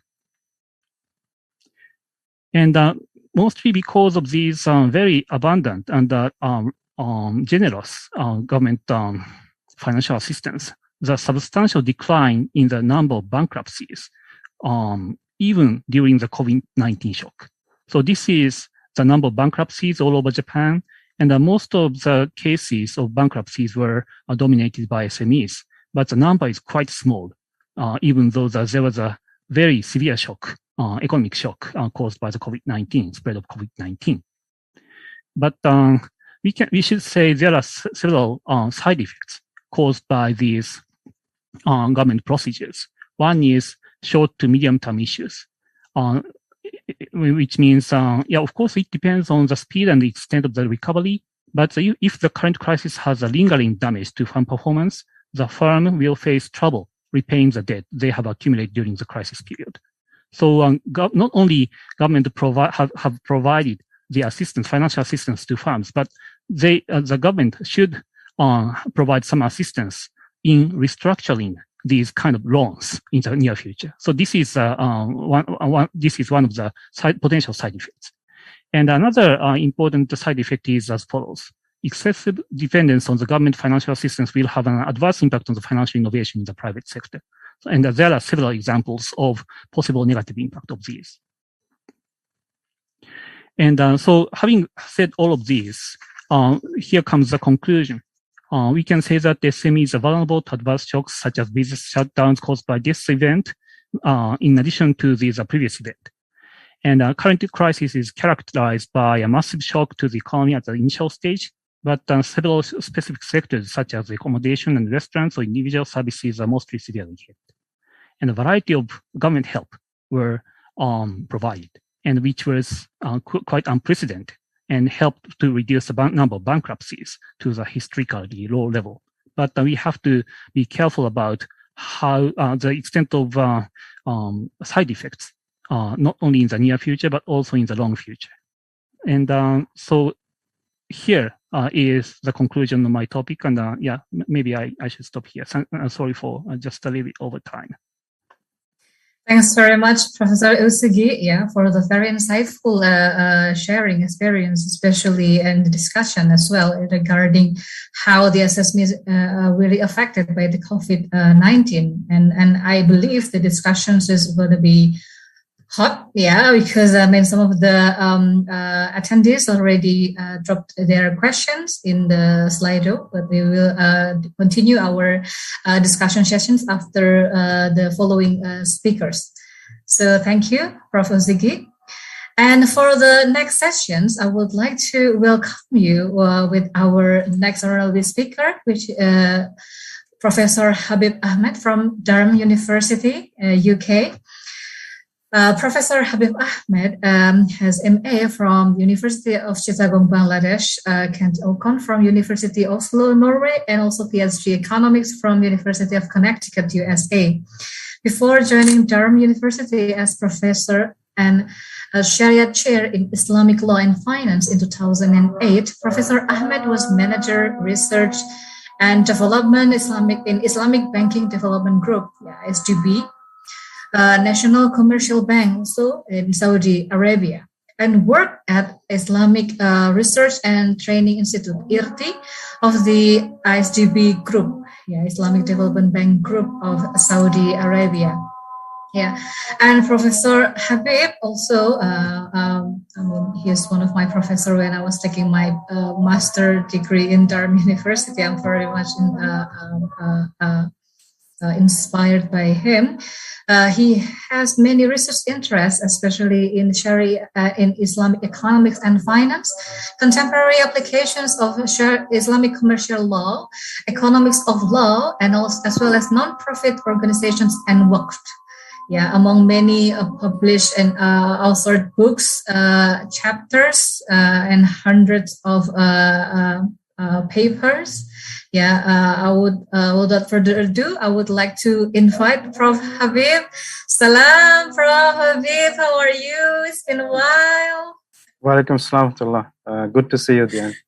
I'm very, very, very much happy for seeing you, Prof. Habib. Are you all right? Alhamdulillah. Alhamdulillah. Thank you, Prof. Habib, for being with us. And now, without further ado, I would like to invite you to your sessions.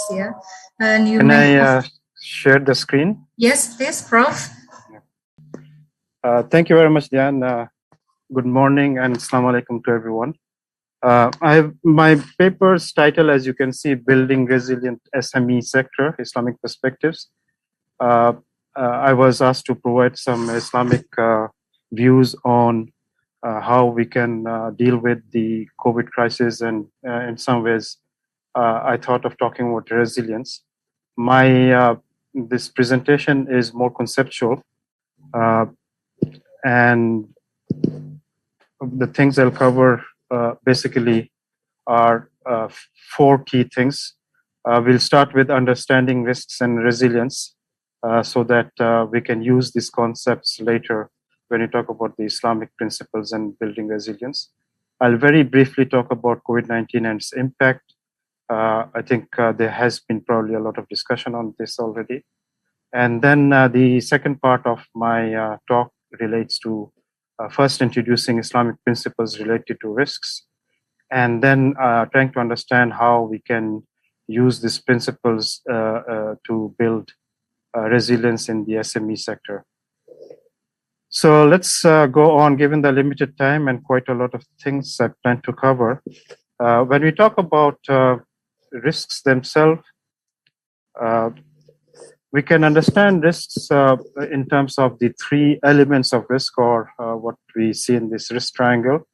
Of course, a risk starts with the risk hazard or the event itself. We can identify risk as exogenous or endogenous. The exogenous risk is basically we as individuals or society basically the source of it is external, and it usually, when we talk about exogenous risk, it's natural risk caused by natural events. But nowadays, we can see that a lot of these so-called natural risks actually has some human influence also. And of course, the endogenous risks are the manufactured risks, which human create when they are doing different types of economic activities. Now, risk event, of course, can expose different individuals, firm, and society. Depending on the type of risk, some individuals will be affected more than others. And the third concept, which is relates to the vulnerability, which is the extent to which a person, firm, and society suffers losses due to risk event. So the risk event can affect some people more than others, partly because some people may be exposed to it more than others.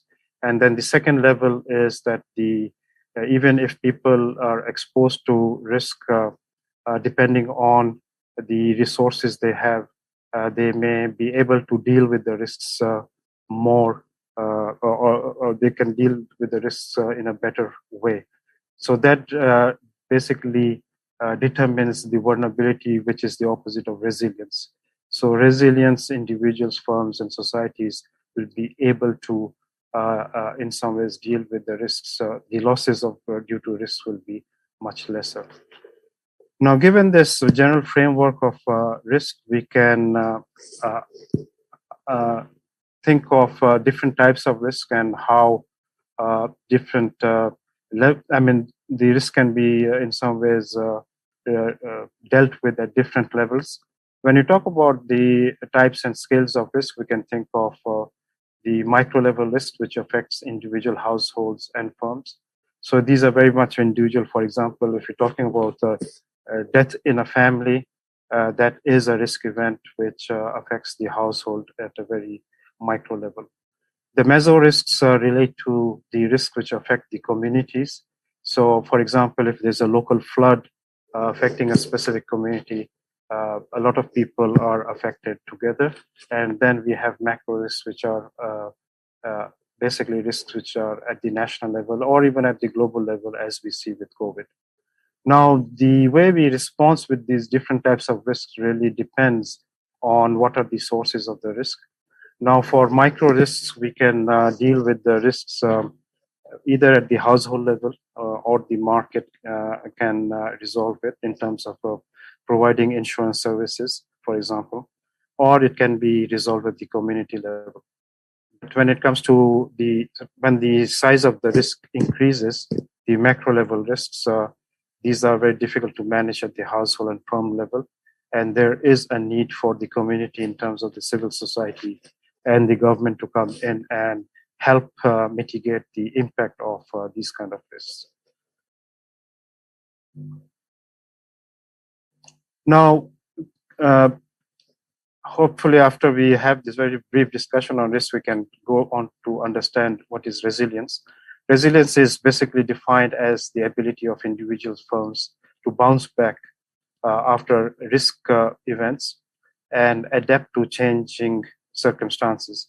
So it's not only about, in some ways, absorbing the risks so that the harm or the losses are at a minimum, but also it relates to the ability to adapt to changing circumstances.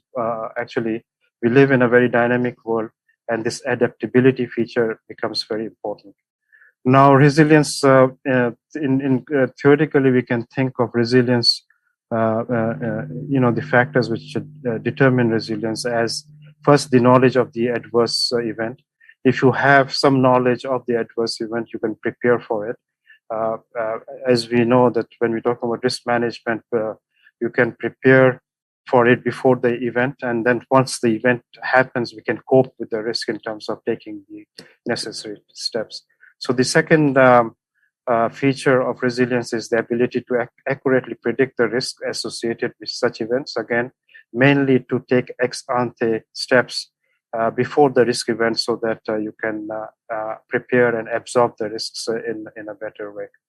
And then have access and knowledge of available alternatives to deal with the risk. And finally, this is more an exposed thing. If you have the resources to adapt and actually deal with the losses, that will add to the resilience. More specifically, when we're talking about resources, we can think of 4 types of resources which builds resilience. First is the economic resources which individuals or firms have. This would include how much savings, wealth, for example, a person has, the ability to meet costs and expenses, the ability to raise funds in emergencies, and also the income and revenue levels. The higher the income and revenue, the more capabilities you have to, in some ways, absorb the risks and be more resilient. The second source is if your economic sources are not enough, you can try to access the financial resources, and that includes access to bank account, access to credit, the basic financial needs during contemporary times. For risks, of course, access to insurance also becomes very important. And then the third factor which increases resilience is the social capital. This would include access to social support in times of crisis, access to community and government support when needed. And finally, we sometimes forget that risk is related to knowledge and how we can understand risk and deal with the risks. And also not only knowledge about risk, but also financial literacy, because ultimately risk translates into economic losses. It is an economic issue in the end. And one of the ways we can mitigate these losses is if we are financially literate. So financial knowledge and behavior is a part of the resilience at the individual level. So it relates to the knowledge and of the financial products and services and risks, the confidence of using financial products and services, and of course, taking proactive action based on this knowledge. So when we look at the resources and try to understand how different risks can be mitigated, when it comes to micro risks, of course, if a person has very little economic resources, they can always try to access financial resources when a risk event happens.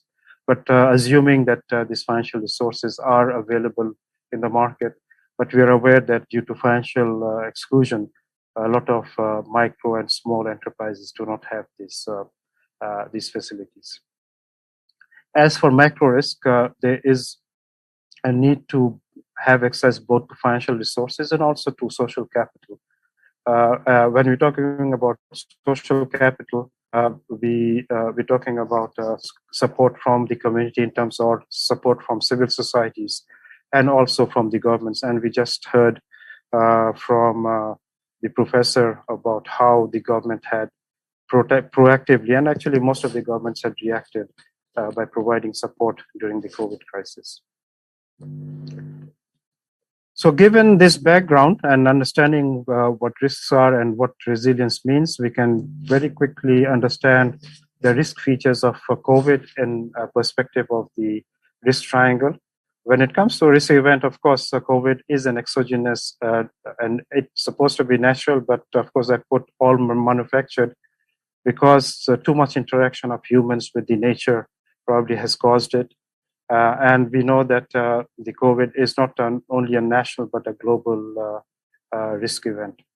In terms of exposure, the exposure has been uneven, even though it is most people are exposed to it, the impact of it is very different. So the poorer household and SMEs affected more than the others. We have what we say a K-shaped impact. Some actually households and firms, they actually benefited from this in terms of the economic impact, while majority of the sector, especially the SME sector, was affected significantly. And in terms of vulnerability, it's all the same, that the poorer households and SMEs were more vulnerable and affected adversely due to the COVID impact. I'm sure you have looked at this as, during this conference. The impact of COVID can be summarized as started with the health crisis, which led to business slowdowns and disruption of supply chains. And the business slowdowns led to job losses, which increased inequalities in many societies, and also has led to higher debt levels, both at the micro level and also at the national level. Now we see that it's basically multiple crises in one, and it's a very complex risk event, and has to be dealt with, different ways.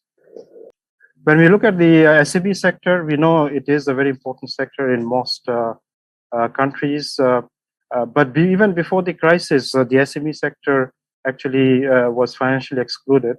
And in 2019, the global micro and small enterprises, they had a financing gap of $5.2 trillion globally. So the financial resources available to the SME sector was a problem even before the crisis. So that made SMEs more vulnerable than larger companies. And of course, with the COVID, with business slowdown, it has affected the economic resources further. And most of the SMEs, they were affected, which led to liquidity and cash shortages. Now, the key policy response, as we just saw in the previous presentation also, has been to provide financial resources to the SME sector in form of debt, or also, as we saw in some cases, in terms of grants. Now, of course, when we look at the complexities of COVID-19, we see that there's a spillover effect, that when the SME sector is affected, actually it can also affect the financial sector indirectly. So we have a spillover effect and a study by CGAP actually shows that a decrease in repayment rates from 95% to 85% can actually make a lot of microfinance institutions insolvent within a year. So it is a very complex problem, and I think it needs intervention from different sides.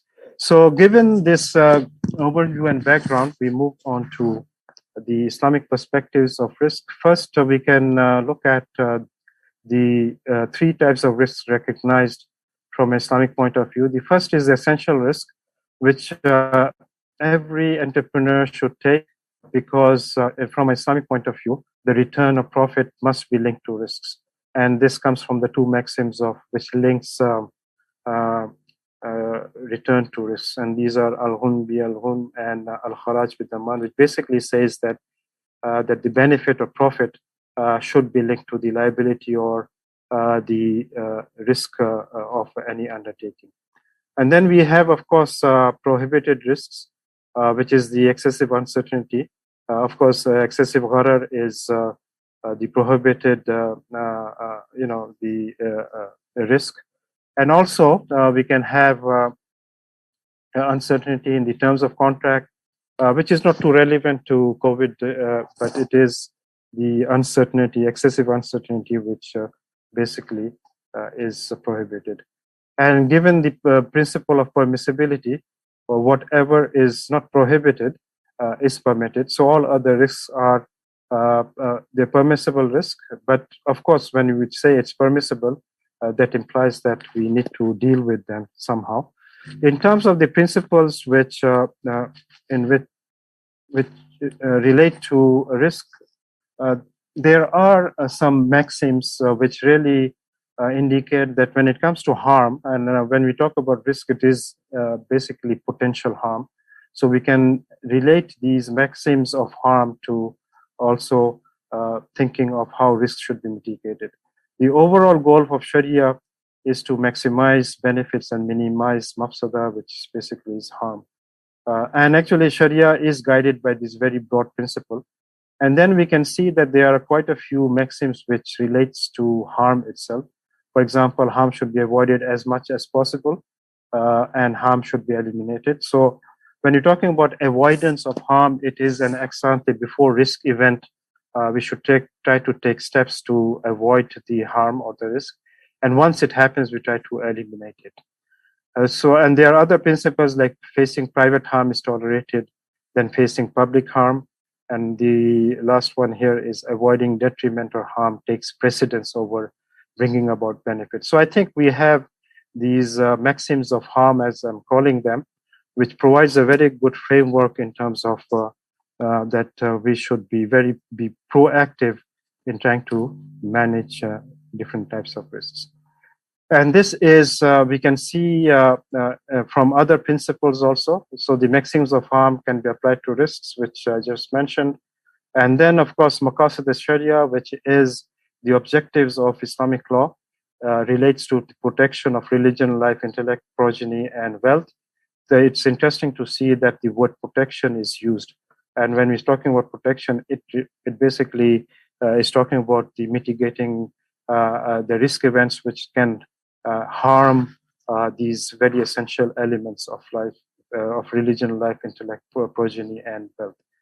Now, when it comes to risk creation in societies, entrepreneurial risk definitely is encouraged and is accepted. But when it comes to incorporeal or unbundled risks which are not linked to the real economy, these are not permitted. They should, from an Islamic point of view, they should not be created. And if there are risks which are attached to real transactions, we cannot detach the risk and sell them separately. And now, since risk cannot be solved, the way we mitigate the risk is basically through this concept of risk pooling, the cooperative structure, which comes in the form of the Prof.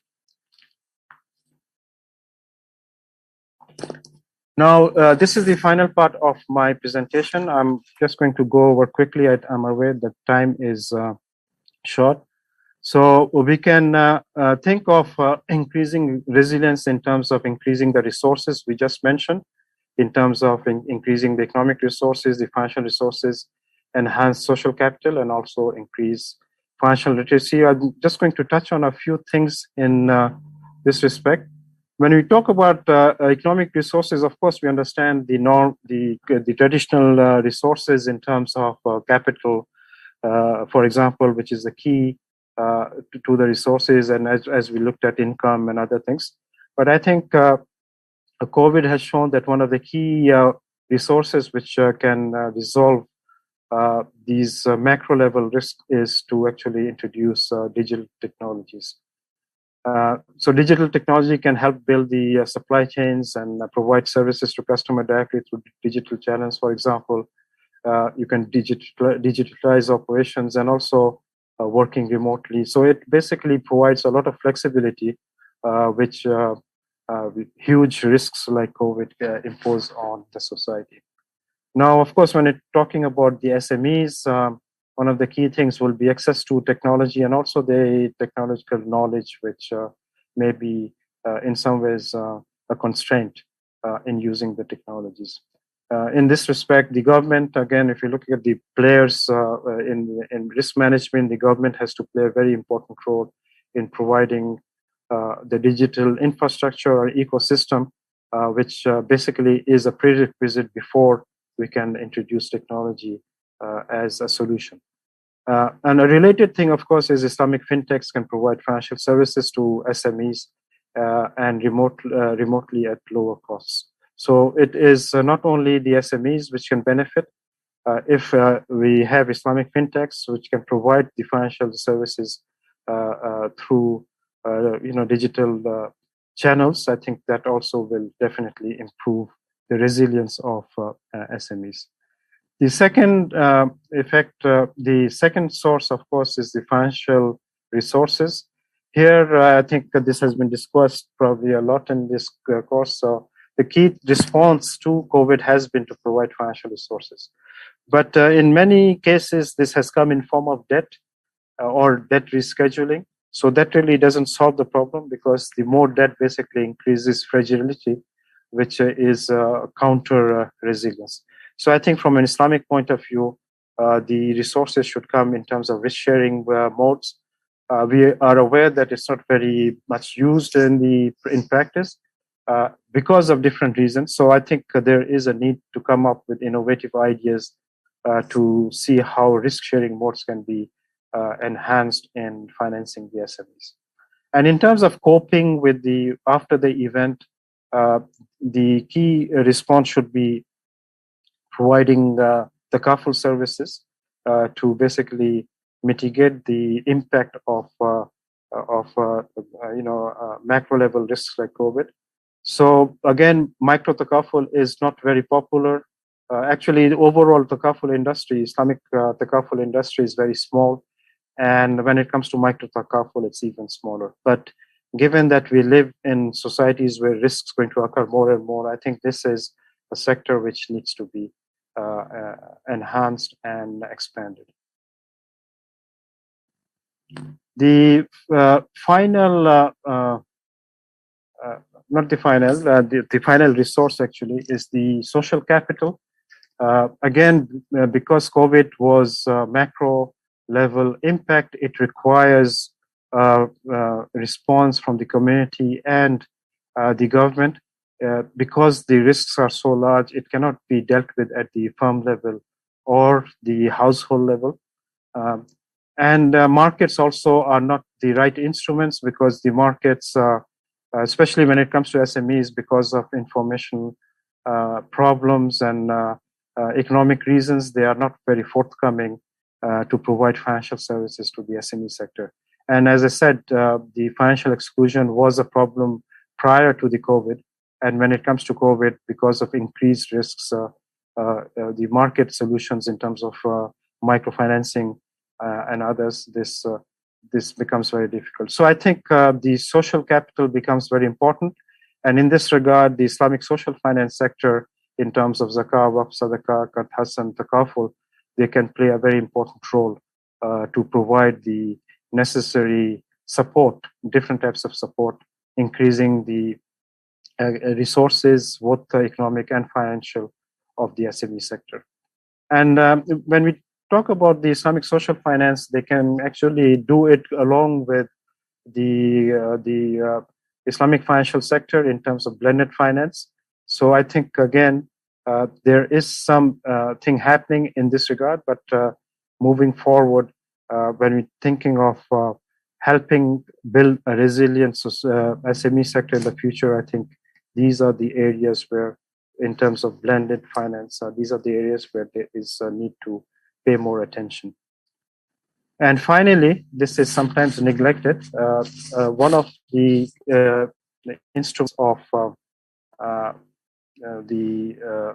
building resilience is to enhance the financial literacy. The entrepreneurs, they cannot make right financial decisions and use resources properly due to lack of financial knowledge and skills.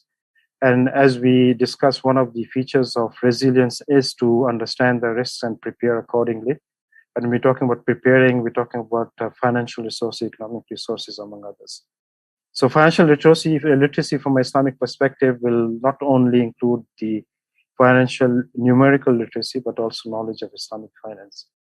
And I think there are a lot of studies which show that the overall knowledge of Islamic financial literacy in terms of the Islamic finance knowledge is relatively poor in most countries. So there different parties or stakeholders can contribute to this. The governments definitely will play an important role. The civil society and educational institutions also can increase the Islamic financial literacy. I think I probably have gone over time, so I will stop here. And if there are any questions, I'll be happy to answer the questions. Thanks very much, Prof. Habib, for really insightful perspectives. Yeah, especially the Islamic perspective for building resilience for the SME sectors. We already received quite a few questions through our applications, the Slido one, and this is a few questions to be for Prof. Uesugi and also Prof. Habib. Yeah, the first questions, for Prof. Uesugi. Was it the supply chain disruption during the pandemic that affected Japanese SMEs the most? Or was it at the demand shock that was more prominent? This is from our attendees, Mr. Yonanto. Please, Prof. Thank you. Yeah, thank you for the question. It's a very important question, and my answer is it was the demand shock that was more prominent than the supply side shock. Regarding the answer to your question, the slide number 14 represents some of the answers to your question, and the largest number of companies say cancellation of orders from customers as well as declining sales was our most important shock, or the most first-hand shock the firms experienced. And in contrast, when we look at the shocks from suppliers, and suppliers distress a request from suppliers to give some advantage, this kind of shock was regarded as supply-side shock, but only a small number of firms replied that it was the case. So in that sense, it was a demand shock. Thank you. Thank you, Professor Uesugi. Wow, yeah. And for the next questions is for Prof. Habib. Yeah, what is Evergrande Group? Yeah, in China. So the Evergrande Group, or the Evergrande Real Estate Group, is like the second largest property developer in China at the moment. It's ranked 122nd. Yeah, on the Fortune Global 500. So basically, what's Evergrande Group case? Yeah, making user decreasing their confidence in real estate securities company issued. And what kind of domino effect that may, being forwarded to the financial market, Prof. Habib? Well, I'm not an expert in Chinese economy, so I don't think I should be. But all I can say from what I read is I think the Chinese economy has actually expanded based on a lot of debt, which makes the economies fragile. But I'm also aware that the government probably will take proactive steps to decrease. But unfortunately, it is built in fragility because of the huge amounts of debt.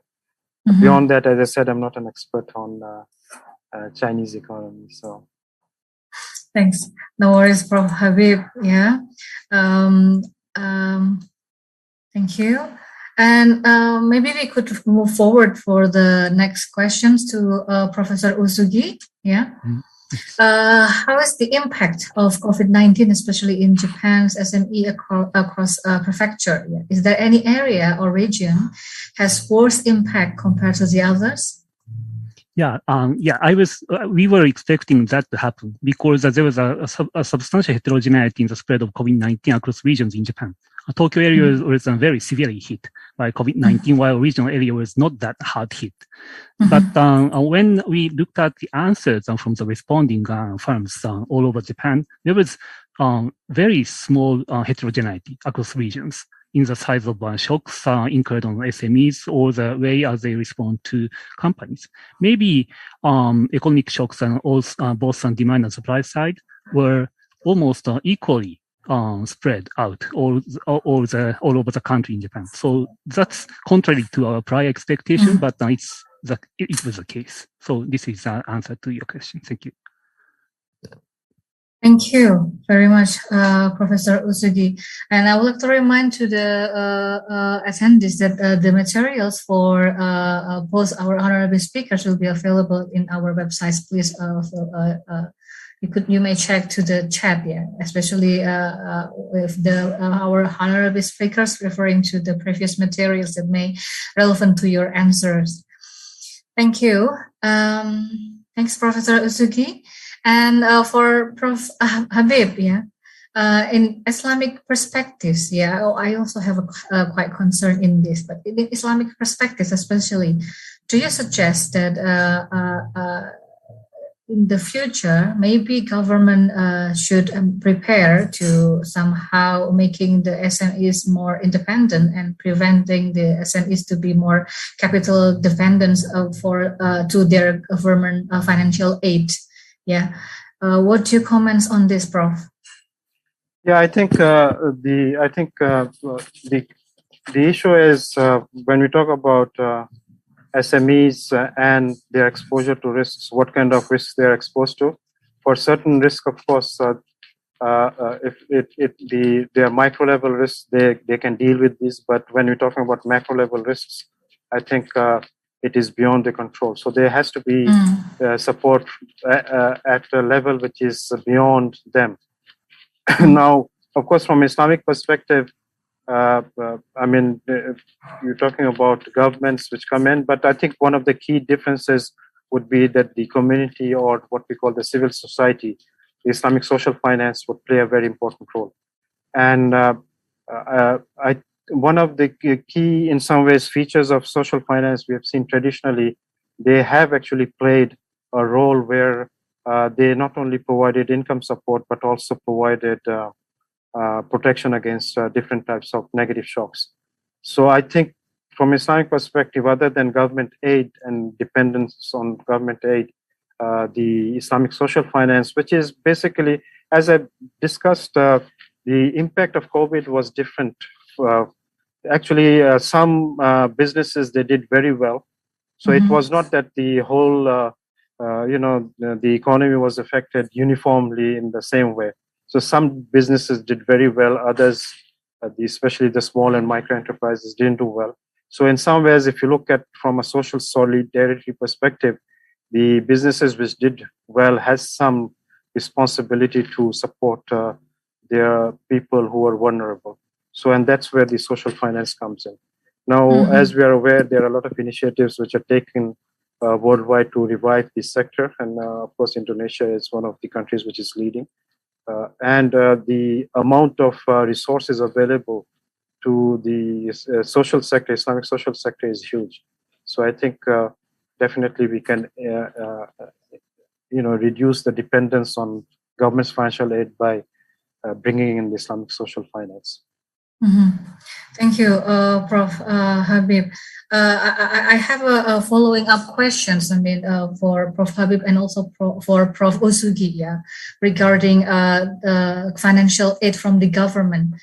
Do you think the economic stimulus somehow will support the SMEs better and faster? I mean, especially in this Islamic perspective, Prof. Habib, like knowing the micro risks perhaps that may impact the most SMEs. That's why I was wondering whether economic stimulus will support the SMEs better and faster, perhaps.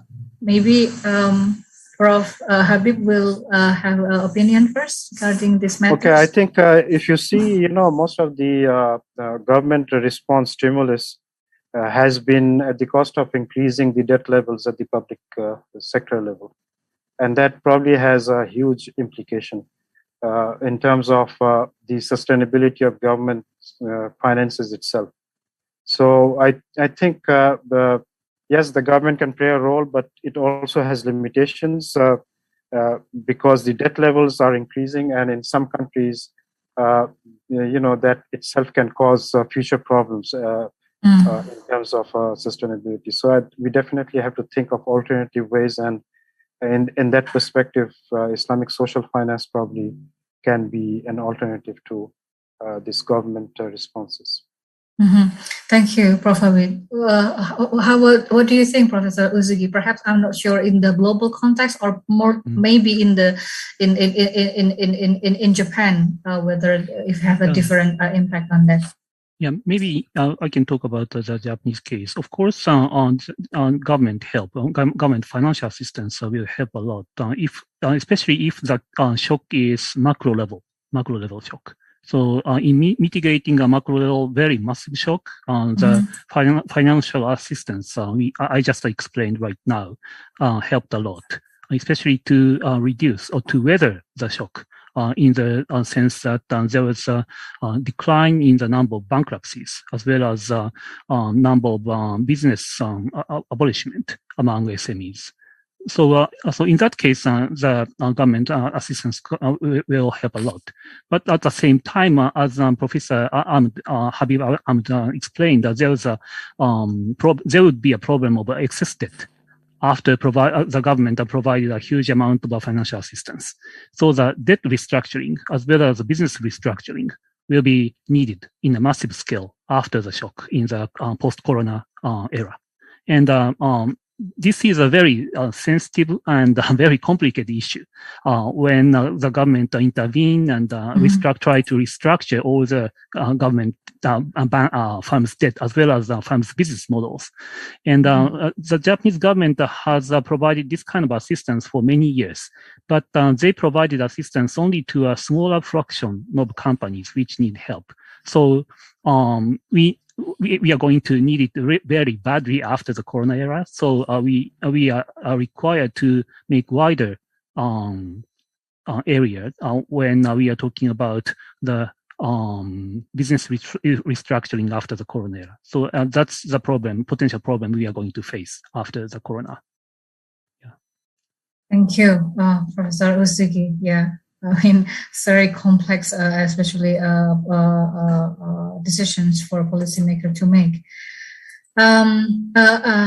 Okay, to continue the discussion, we also, there's a question, yeah, from Irwan Dewanto. Professor Uesugi, yeah, I see common trends in Japan and Indonesia.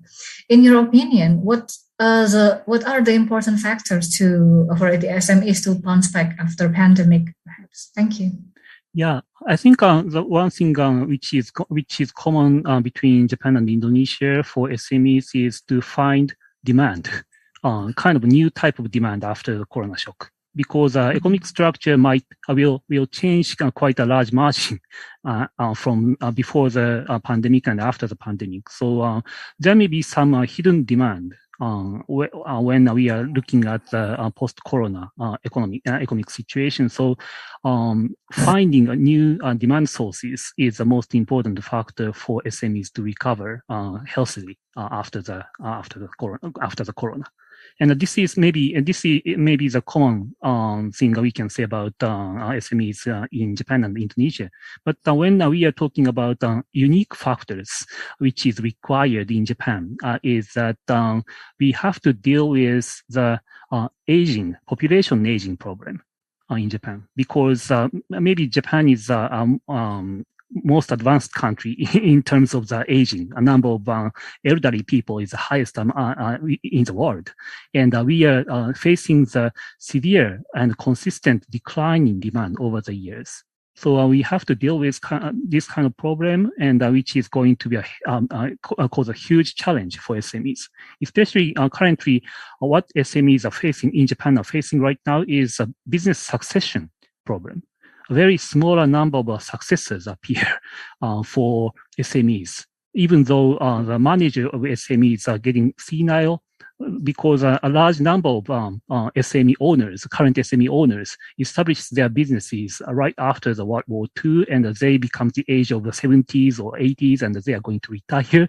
But it is very hard for them to find their successors, maybe because their business prospect is very grim, but abolishment of these businesses may be bad for the economy if they are really good. So we have to find a way for the future. And maybe this kind of aging problem or the business succession problem is going to make a lot of a problem in other countries as well, because maybe many countries are aging in their population. Yeah, so that's my first take. Thank you. All right. Thank you, Professor Uesugi. Perhaps, Prof. Habib, you also have comments on this question. I mean, what Professor Uesugi mentioned is very interesting. I think those are problems beyond COVID. These are structural problems related to population decline, aging of the population. I think in some ways it is not only unique to Japan, but to some other developed economies, even in Europe. But I think when it comes to countries like Indonesia and other developing economies, it may be a bit different. There we have problems of a lot of people, young people who are seeking jobs, and I think the role of SMEs will definitely be very important there. As I briefly mentioned, in most economies globally, actually 90% of the businesses are SMEs, providing 50%, at least 50% of the employment. So moving forward, countries like Indonesia and other emerging and developing economies, SMEs definitely will play an important role. And I think it's very important to, in terms of the risks they face, and actually this is not a one-off thing. I think because of different reasons, climate change and others, will be facing more and more natural and manufactured risks. So there is a need to, in some ways, focus more on how to strengthen this sector. And I think in some ways, COVID gives us a lesson to think about new ways to approach this sector. Thank you, Prof. Habib. I also get another questions for Prof. Habib from our colleagues here, especially about how is the role of Islamic finance, especially during the COVID-19 crisis, to help the SMEs. I mean, what particular, perhaps any particular Islamic finance instruments or any, I don't know, programs that may suit to help the SMEs, Prof? Well, from what I know, I think, well, you know, the Islamic finance financial sector is relatively small compared to the conventional, so its impact will not be that high. But I don't think they have, have anything different than conventional. Most of the Islamic financial institutions, they are regulated by the same regulator. So I think in terms of the responses of Islamic banks, for example, was basically to extend the financing, and which was very, you know, these are the guidelines which most of the governments had provided to provide financing and especially debt rescheduling and these kind of things. So I think from my understanding, Islamic financial sector did not have anything different than the conventional. And that implies that they were also worried about their own financial well-being, because, as you know, if the default rates increase, and that would affect their own business model. So they were more, I think, worried about how to deal with the shocks and help their clients to, in some ways, pass through this COVID risks and then move on forward. But I think the Islamic social finance sector probably played a much bigger role. And I think, again, Indonesia is one of those countries where we see some action. And for example, at the government level, the government issued this Waqf-linked Sukuk. It's a very innovative idea. I mean, the response has not been very great in terms of the amount collected, but at least, you know, these are some very innovative ideas. And I personally feel that given the magnitude of the risk, the government alone cannot deal with this. It has to, the civil society definitely has to play a role. And when it comes to Islamic finance, the Islamic financial sector has not contributed anything different than what the conventional financial sector has contributed. But when it comes to Islamic social finance, there have been other cases, actually, we see that they have come forth. For example, this zakat and other, during 2020, like in UK, the zakat collections actually was more than double. And the people tried to contribute and help people who were affected by COVID. Thanks very much, Prof. Habib. And there's one question here, very relevant for both Professor Uesugi and Prof. Habib, talking about risk, and there is also like financials, any fraud risk in any level, not only in the big companies, but also in the SMEs, talking about risk of fraud and the increasement of financial statement fraud, perhaps in the COVID era. What do you think, Prof. Uesugi and Prof. Habib? How the company or the SME is perhaps responding to this potential risk? I can say something about it. I don't know much about the impact of this kind of financial statement fraud on inter-firm relations, but I'm concerned about the impact of these financial statement fraud on the relationship between banks and firms, because banks are really concerned about this kind of financial statement fraud in the era of COVID-19, especially because they are faced with less infrequent face-to-face contact than before, after the eruption of the case of COVID-19. Because of the fear of infections, they are not allowed to meet in person with the loan applicants. And from that reason, they are really worrying about the future increase in the number of defaults because of the loss of soft information they can obtain from banks can obtain from the potential borrowers. And we have not gotten the exact answer to the question, but I'm going to study on this because using the kind of a natural experiment of using the period when face-to-face meetings were not allowed, and the time when a face-to-face meeting were allowed, regarding the number of defaults between these defaults. And I'm going to study on this using the government bank data, but the answer will be given in the future. But that's a very important issue. Thank you. Thank you, Professor Uesugi, for the comments. It's quite insightful for being the next topics of your research. I'm really looking forward for your research on that. And how about you, Prof. Habib? Do you have any comments on that? Not really. I mean, the fraud and these things are probably something which happens, but I'm not sure if that increased during COVID times. Now, as Professor Uesugi mentioned, maybe these are some of the interesting things which can be looked at in terms of research. But I just want to mention in terms of fraud in general, in terms of the fintech industry, I think that probably is something which we have to in some ways worry about. And again, the regulators, they really have to, look into the some of these scams which in some ways happen, where a lot of people lose a lot of their money and savings because of these online scams. So again, I'm not sure if that has increased during COVID, but this is a constant worry in the fintech industry. Thanks, Prof. Habib. I have one last question for you, and later one last question for Professor Uesugi. I mean, with mentioning about fraud, and you're mentioning about the potential fraud perhaps in the fintech.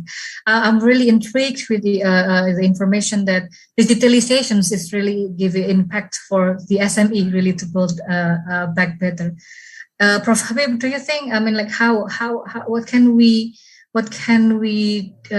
actually how impactful, I mean, what should we do? I mean, like what should practically we should do, like the utilization of digitalizations, I mean, like knowing the impact of it, like how impactful the digitalization perhaps, and later what should we do to really start on really digitalizing our SMEs and later to could be bounced back better after the pandemics. I mean, the future is digitalization. That's true. Now, again, there is a discussion about the digital divide. And I think that is the key, that if we do not provide access as societies to all segments of the population in terms of not only the digital technology, but also the digital knowledge, then this divide we see in income and wealth, this will actually increase, because the future of wealth creation is going to be through digital technologies. And we see that, for example, if you look at all the digital companies now dominating the economies. So I think when it comes to SMEs, this digital divide, and that's why I put up that economic resources, I think one of the key ways in which we can support SMEs is to, in some ways, provide the right infrastructure and ecosystems so that everybody can have access if they want. And of course, the second thing would be, and that is probably the more difficult part in terms of the literacy of, not only financial literacy, but digital literacy, and how they can benefit from using these technologies. Because actually, if you use digital technology, it reduces the costs. You become more efficient. You can access your clients, customers more efficiently. The supply chains become more efficient. So there are a lot of economic benefits, and large companies are benefiting from it. And I think the SMEs should also get into it. But of course, implementing the digitalization at that level is more complex, but it is something which I think all governments, from a policy perspective, should look into. Thanks very much, Prof. Habib. Professor Uesugi, can you comment on the digitalizations, please? Yeah, I have one comment about it. Because of the COVID-19, which prevents people from meeting with each other, I think SMEs feels really the benefit of having this utilizing digitization. For example, in the case of facing, for example, using Zoom to meeting over the commercial issues. And so exactly, this is the time SMEs feel the benefit of it. And the government should take advantage or use that momentum to facilitate this digitization among SMEs. And the financial sector can be of help, substantial help, to improve digitization, especially in the form of digital financing in digitization. And there are several important, interesting fintech companies facilitating financing to SMEs, like facilitating transaction lending or facilitating electronic factoring and so forth. And the government so far, as well as banks, incumbent banks so far, is not so aggressive in adopting that kind of new technology. And I think a government should be more playing a more aggressive role in facilitating the collaboration, for example, between fintech companies and the incumbent banks and so forth to facilitate digitization in financing for SMEs. Yeah, thank you. Thank you very much, Professor Uesugi, and thanks very much, Prof. Habib, for the sharings during the sessions. It is very much insightful sessions. I have a lot to think about. Not only Prof. Uesugi that has been inspired for the next research. I have really a lot of ideas to be dig in later, maybe research and later read food for thoughts after the sessions. Thank you very much. And maybe I could somehow give a very brief takeaway from our sessions is that actually the support for the SMEs and the poor household to bounce back, especially after the crisis to the pandemic, is everyone's responsibility. Actually, it's not only the government but also the surrounding communities. Thank you very much, Prof. Habib, for being with us, and also Professor Uesugi for sharing your experience on this. I hope it will be I believe it's going to be beneficial for all of us. Thank you again for the sessions. Wishing you all well, and hopefully see you in the better opportunities. I will give it back to the Master of Ceremony. Thank you very much, Prof. Uesugi, Prof. Habib. Thank you very much to you too.